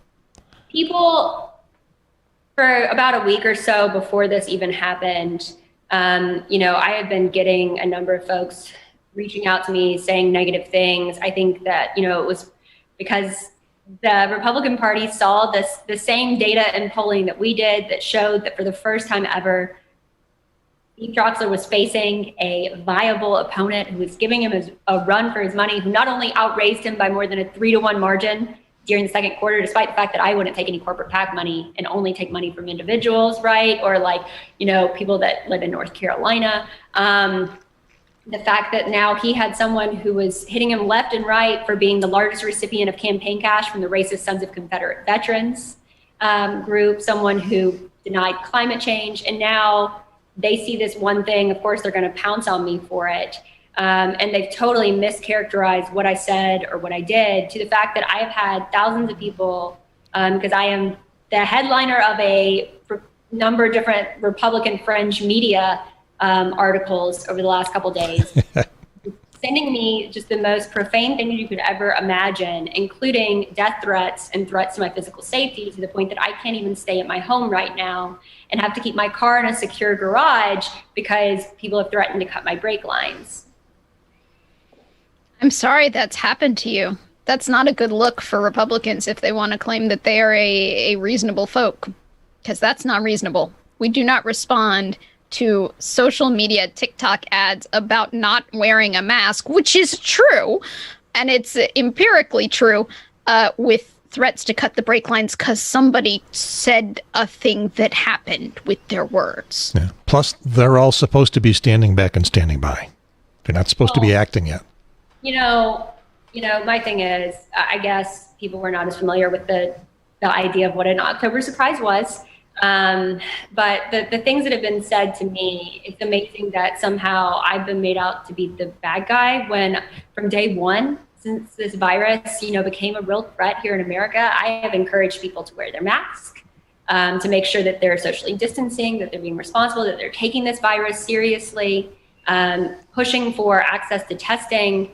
And the Republican Party has just used this as a distraction to keep people from, spending too much time thinking about how they have not done what they need to, despite being the party in power, to actually meaningfully address this and keep more Americans from dying. I just want to say that I'm kind of excited, not thrilled, not happy, but excited in the, it has caused energy and adrenaline in me. To see what's going to happen as a result of the contact tracing due to the super spreader. I wonder exactly how many sex scandals are going to come out of this. That probably brings us to another discussion. And before we go into that segue, with the other piece of kind of breaking news from members of my political party this weekend, what's been really interesting to me, and I'd been a proud Democrat for a long time, I am, but the fact that if anybody read the News and Observer article about this whole incident with me, first of all, that it was even newsworthy for not just one but two major outlets in the state, that this was the biggest news article that they ran on Friday about my TikTok, not about the actual death toll and the people who had the power to mitigate that, not doing what they were supposed to.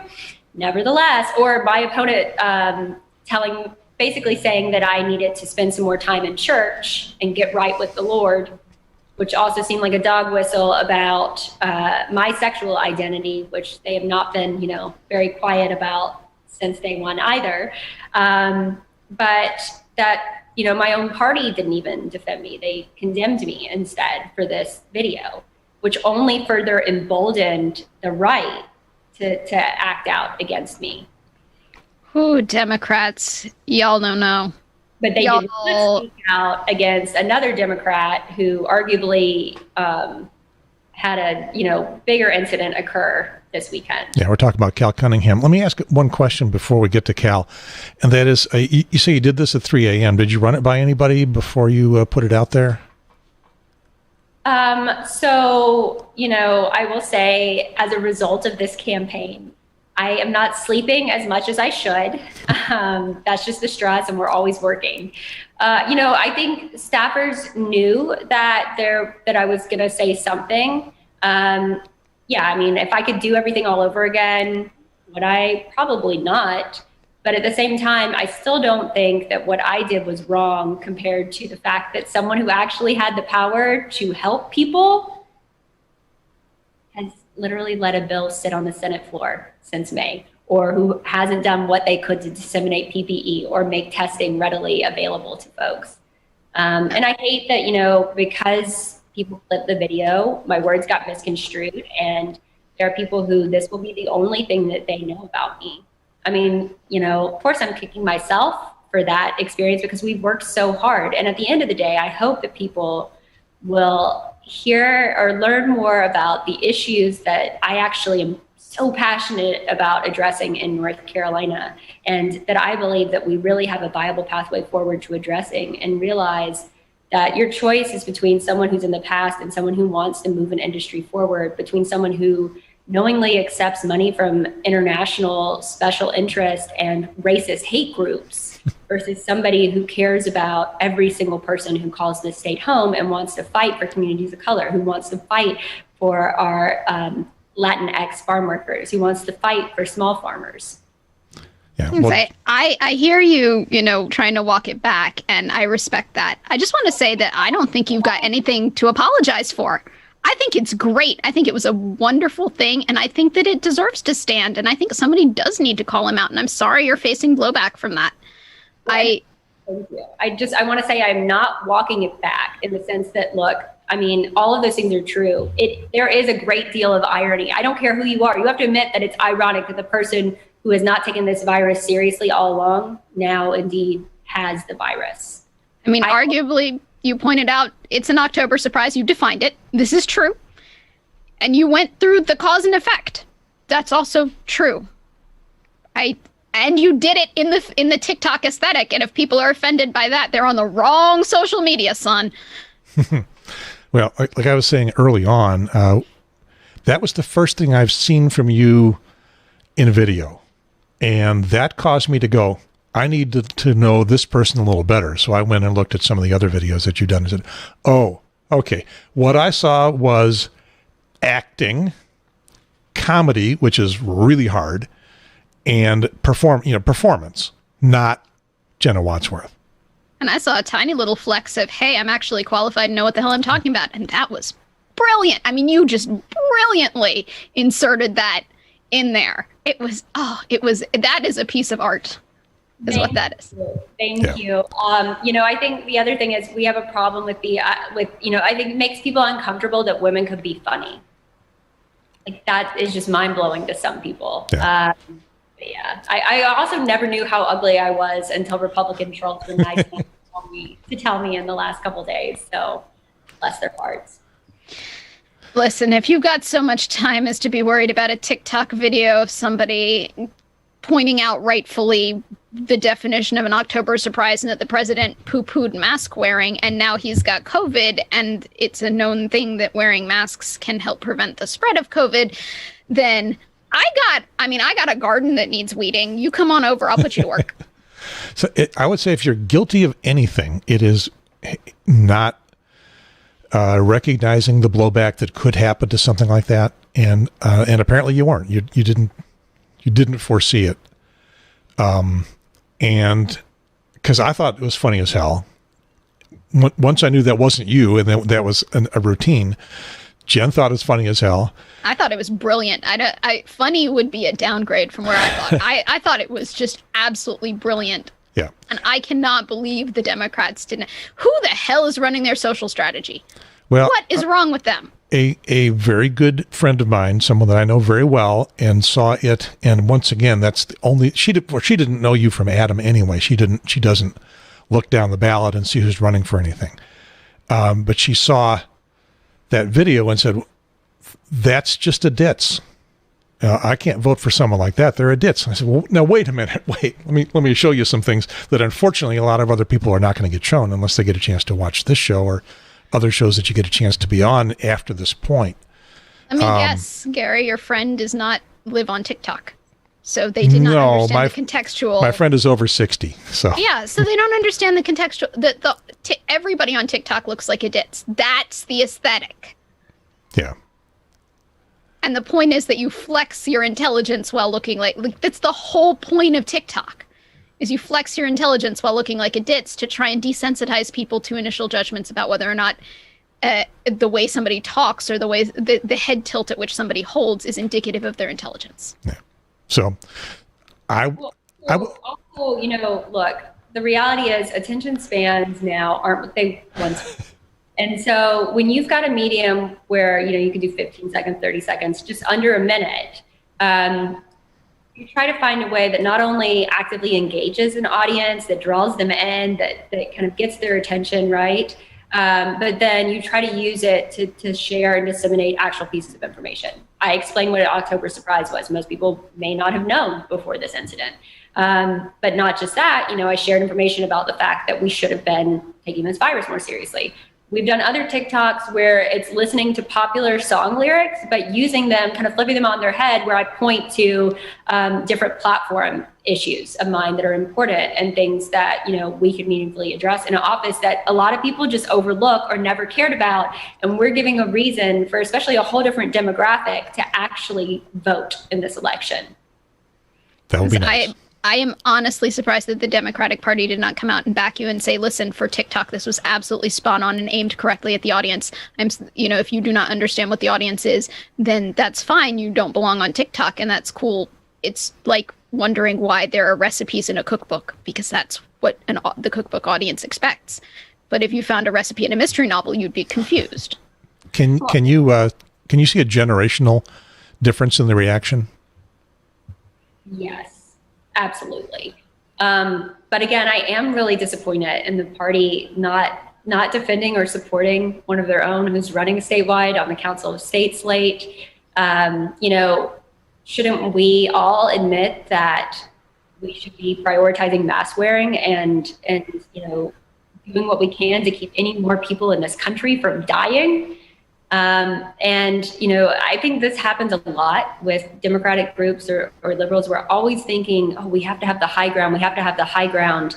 That sometimes we forget to support members of our own party who are unapologetic in their approach to just telling it as it is, right? And instead, we separate and divide ourselves, whereas the Conservative Party does a much better job when it comes to messaging. We may not agree with the messaging, but they do a great job with, disseminating messaging and having their base support them and amplify that message. Yeah, I think I have to agree with that. It's not like there's no division. Well, for one of the things that they've done is that they have taken what division exists in the Republican Party and vilified it so badly that the never Trumpers, the folks that are not Trump but still would like to be Republicans, they're abandoning the party. They're getting the hell out.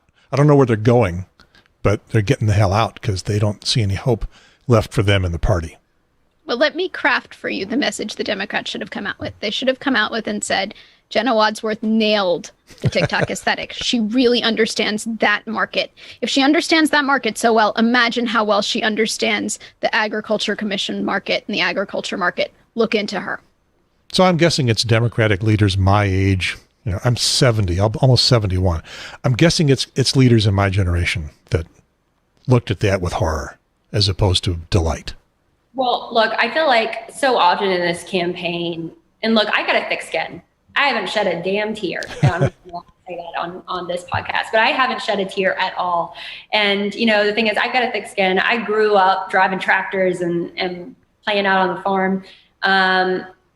What really gets me is that we just don't support our own. We didn't realize that we had an opportunity to kind of disseminate the messaging that was important to us and our party instead of breaking down a member of our party and further emboldening a whole different side. And, this could have been a way, absolutely, to say, hey, look, let's excite a whole new generation of voters and get them engaged in the political process. From day one, there's always been a double standard for me, not just as a young person, as a woman, but also an LGBTQ identified person. I'm held to a very different standard, which again is what makes it so interesting that someone else in our party does something and the Democratic Party says absolutely nothing in response. You may be just a little ahead of your time. She may be right for her time. There just may be dinosaurs holding on. Past theirs. That's what they do. Because I'd like to point out, she's in my generation, and we're middle age, so it's our time. You're not quite middle age yet. Well, Jenna, you were 21 in a decade ago. Yeah, a decade ago. So you're 30, 31 right now. So you got a ways to go before middle age. She's on one end. We're in the same group, and the group is middle age. She's on the younger end, but the group is middle age. This is our time. Yeah, the boomers are hanging on, and this isn't meant to be a generational fight. I'm just pointing out that the boomers are hanging on, and they're not realizing that they are no longer the majority demographic to which all the advertising is taking place, all the messaging is going. You guys are now the old folks, and it's fine. We will all in time be the old folks. But you guys got to vote.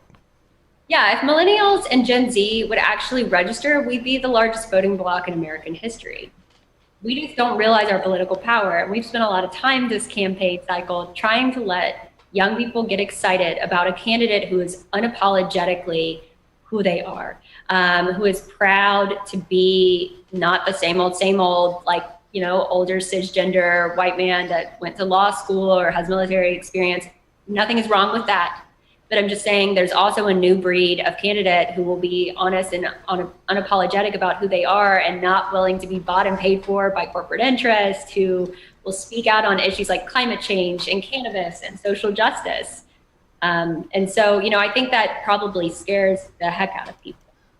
I'm a threat for folks that are used to doing things the same way that they've always done it. Change is terrifying for people. You don't know what to expect. This old boomer is ready for it, but a lot of my compatriots, definitely not.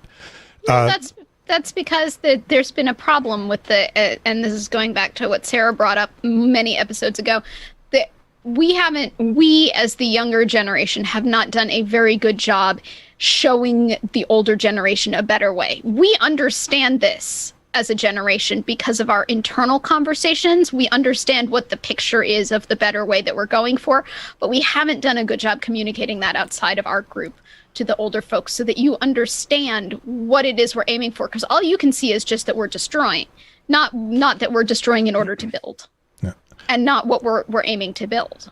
I'm wondering, maybe we are remembering the 60s and 70s when our generation was your age, and we didn't take over the world, but we rocked it hard.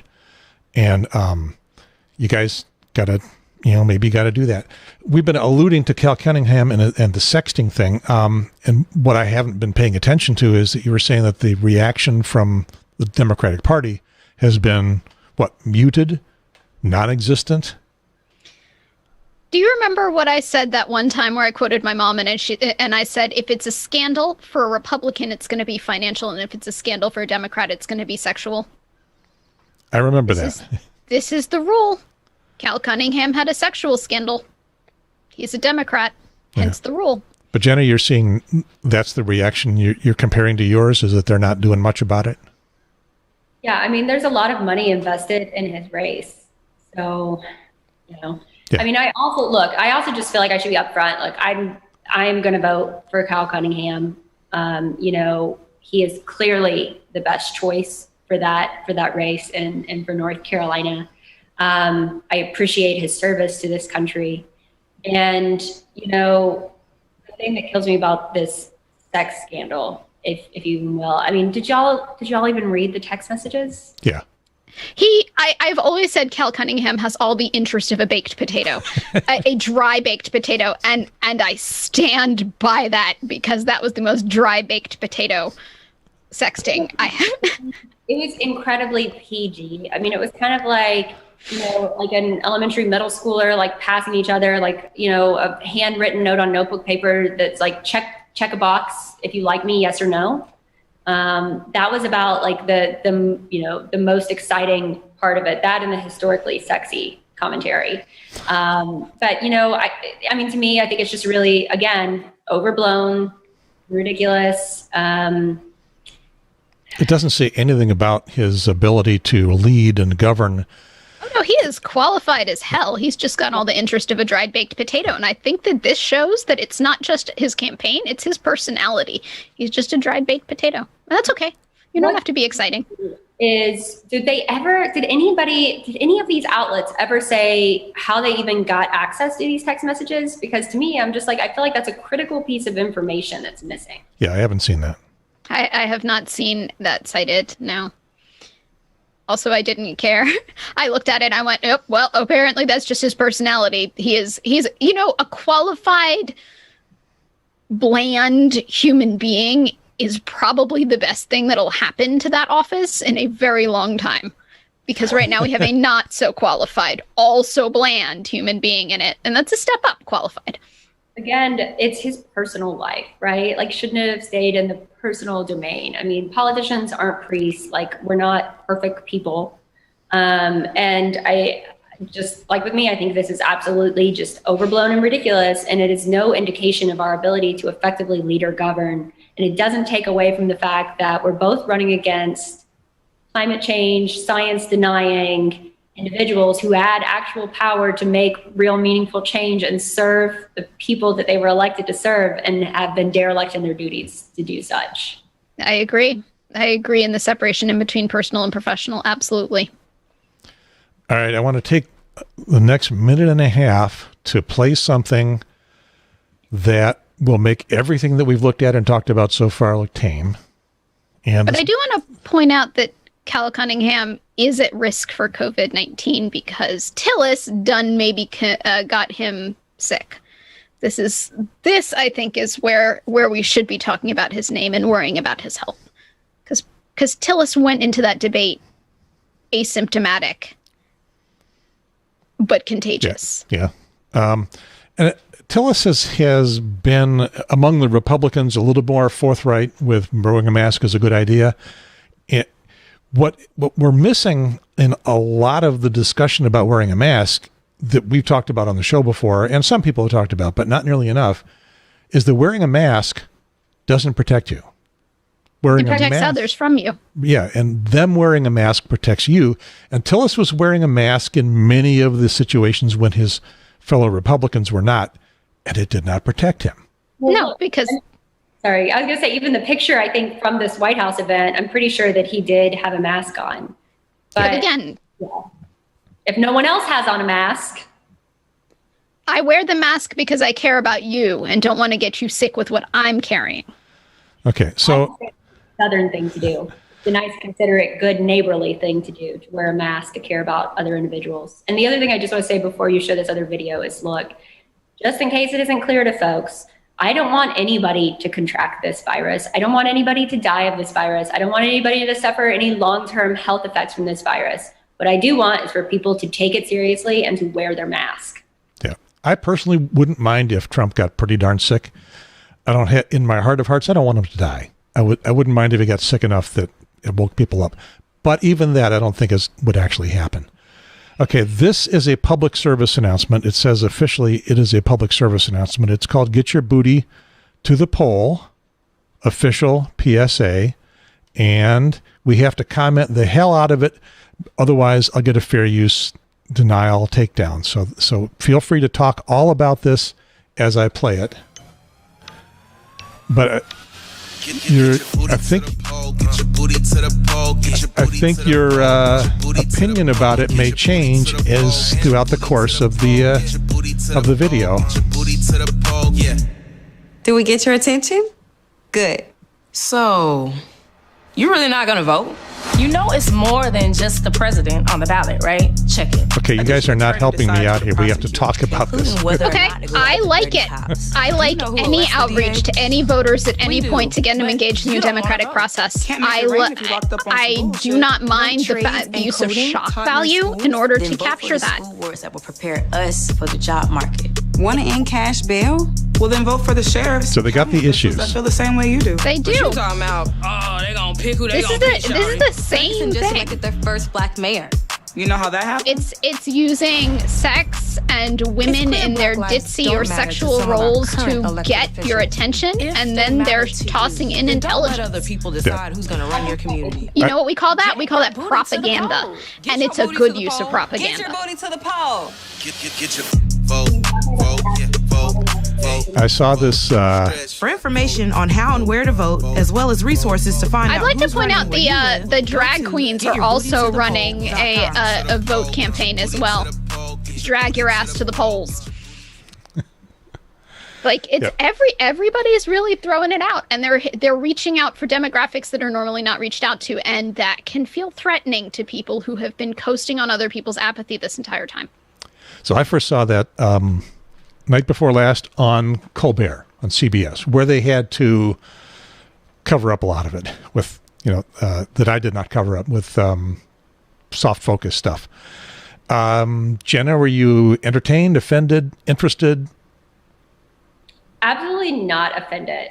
Look, I'm all about women taking back the power over their bodies and sexuality. And this was clearly their choice to film this ad that was also like GOTV, get out the vote piece, information piece. And they realized that in the world that we live in, that using their assets to effectively draw in people's attention, and then they're showing and explaining why this election matters so much. Good for them. Yeah, they're probably going to get the same crap that you did, though. Oh, I'm certain they will, because, like I said, there are people who feel threatened because they've been coasting on other people's apathy. And all of a sudden, those other people aren't apathetic anymore. They're being reached out to. Also, people seem to, be really scared of a strong, independent woman who will tell you as it is. I just question, because I notice that the people who take issue with things like this tend to be in a particular political party.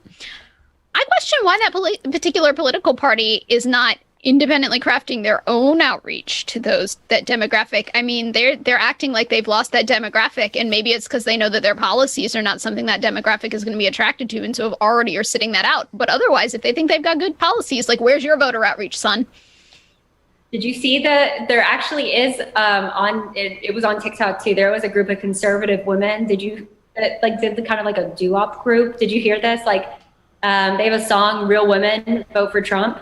I did not. I unfortunately get all my TikTok news filtered through other people, so.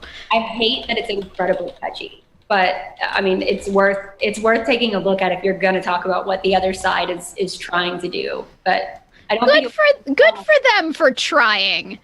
Good for them. This is it. We don't care if you're white. We don't care if you're black. We don't care if you're gay. We're all under attack. They do care. We don't care if you're rich. We don't care if you're poor.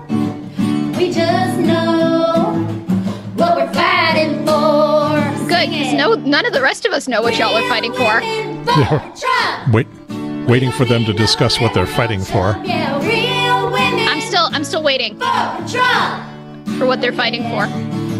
Because as a registered independent, I have been reached out to by all the sides, and the Trump ads are the most interesting. What they think will resonate with me. I just think it's funny because we're facing on all of the probably are not primarily made up of Trump supporters, right? Like people of color, people, young people, trying to spin it on its head. This or the bunk ring. Yeah, the Zoom sound is pretty much taking you out. So do they ever get to the point of what they're fighting for? Because the latest ad that I received from the Trump campaign was forgotten individuals like you who are overlooked need to vote for Trump because he'll remember you. And I was like, I'm not forgotten. Like, who did you market test this on? So that, again, I want to know what it is that they know that they're fighting for, because I sure as hell don't. And I am demographically supposed to be that swing voter who's reachable. Well, and you got to give me some facts, honey, because I don't vote for feelings. To me, this looks like so much of what Trump does himself and what the Republican Party does, which is sloganeer. Just empty sloganeering and no substance. And so real women vote for Trump. Well, it doesn't ring a bell with anybody who's not already in the tank. I will add, by the way, that I wasn't on this show back then, but with Obama, with his hope and change and, yes, we can, I had the same questions. I said, what does hope look like? What are we changing for? Yes, we can do what specifically? Like, I am a person who I need to see your game plan. And Trump, so far, the Trump campaign has not presented a game plan. But they've done a lot of emotional tending. Yeah. Or tried to anyway. Yeah, they do that. And, I think probably the biggest buzzwords for them are law and order. I mean, You heard that at the debate too. I mean, it's just law and order, law and order. He's the law and order president, which is hysterical. That's the most disorder and most law breaking done under his administration. I'm saying, to me, that's a TV show. Define law. Because, and this, my mother is a jurisprudence professor, right? Define law, because I know that that is still a debated point. Like, how do you define law? Because there are lots of definitions out there. What does order mean to you? Give me information. Well, Law and Order has been a campaign staple since I was your age, before you guys were born. It allows every individual person to hear it, to project their own views onto that, and think that that is what the candidate is representing, and that's a con move. That's a confidence con man move. It is a manipulative move, and you got to see through this stuff, honey, or else you're going to be conned out of a lot of stuff. It's from back when America was great. The first time. Define that. When was America great? How was it great? In what ways? America was great in the 50s and early 60s, and it was great for white people who were making good money and could live anywhere they wanted and get any job. Now that, I don't know anybody who could live anywhere they wanted and get any job. Not any job, but you know what I mean. It was great for white people. But you know what? Especially men. That said, if the Republicans want to keep going with that as their particular political strategy, they are more than welcome to, because all of the independent voters I know and the undecideds that I know are asking the tough questions. And they're not landing. They're not landing. They're only emboldening their base, and their base is only 30%. So if 70% of the people vote against them, y'all done lost. Well, we'll see what. Especially true as more people continue to hurt as a result of this pandemic, right? And a lack of action or a lacking response. There are going to be more and more people that say, hey, like that values-based approach where you're just trying to appeal to my feelings isn't enough when I can't put food on the table. Yep. People get, when they're troubled, people get real practical and real pragmatic. We've seen it in the fallout from the Holocaust survivors were pragmatic. They didn't want thoughts and prayers. They wanted food and they wanted jobs. After the Great Depression, people got real pragmatic. I mean, this is another tragedy, but people are getting really pragmatic. We want facts, figures, and we know Maslow's hierarchy of needs. We want those base needs filled before we start talking about, do I feel cherished? If my choice is feel cherished and hungry or get fed and feel dismissed, I'm going to take get fed and feel dismissed. Well, we still have that mystery 35 to 40% that are soaking up the Trump Kool-Aid. We don't know why. But they're lost, Yeah. I mean, they feel disenfranchised and mad about something, but I'm not sure. They're the ones for whom that part where I'm the document that called me overlooked and forgotten. That's the people that's going to resonate with, and you can't convince somebody they haven't been forgotten about when they've convinced themselves they have. All right. So the old clock on the wall says we've been going 2 hours. Oop. We have no time limit, but I think you guys got someplace else to go. I do. I'm sorry. Yeah. It was a great pleasure being on the show with you. And I wish you great luck in your election. Thank you. As I'm sure it will happen. Thank you so much. And thanks for having me and allowing me to kind of, share my issues and stories that matter to me and tell my side of things. Okay. Jenna Wadsworth, candidate for North Carolina Agriculture Commissioner. And by the way, I like the logo. I stole the logo off your website. What I like how it goes down, the flower that goes down and shows the roots. I think there's a story behind that, maybe a little story behind that. Strong roots. Yeah. Dirty and wet in wake, because currently in the soil and water, I can never say the whole thing. Soil and Water Conservation District Supervisor running for North Carolina Commissioner of Agriculture. Okay. Ooh, your final question as we go out, because I do know that the Commissioner of Agriculture is also the one in charge of the state fair, which is probably the most fluffy part of the entire job. Tell your favorite state fair memory. Oh, goodness. I have this great photo. It's one of my favorite photos with my dad of me getting on one of the rides at the state fair when I was a little girl, like perfect sunlit moment. And then getting to have the ice cream, or Howling Cow ice cream. So, I think there's some opportunities to do some really cool things at the state fair. Again, I think that's one of those things that we're just not taking advantage of. I mean, we should be doing a better job highlighting North Carolina farmers and artisans and chefs instead of just having general basic fair food from somewhere else, right? Like, let's actually support people that call North Carolina home.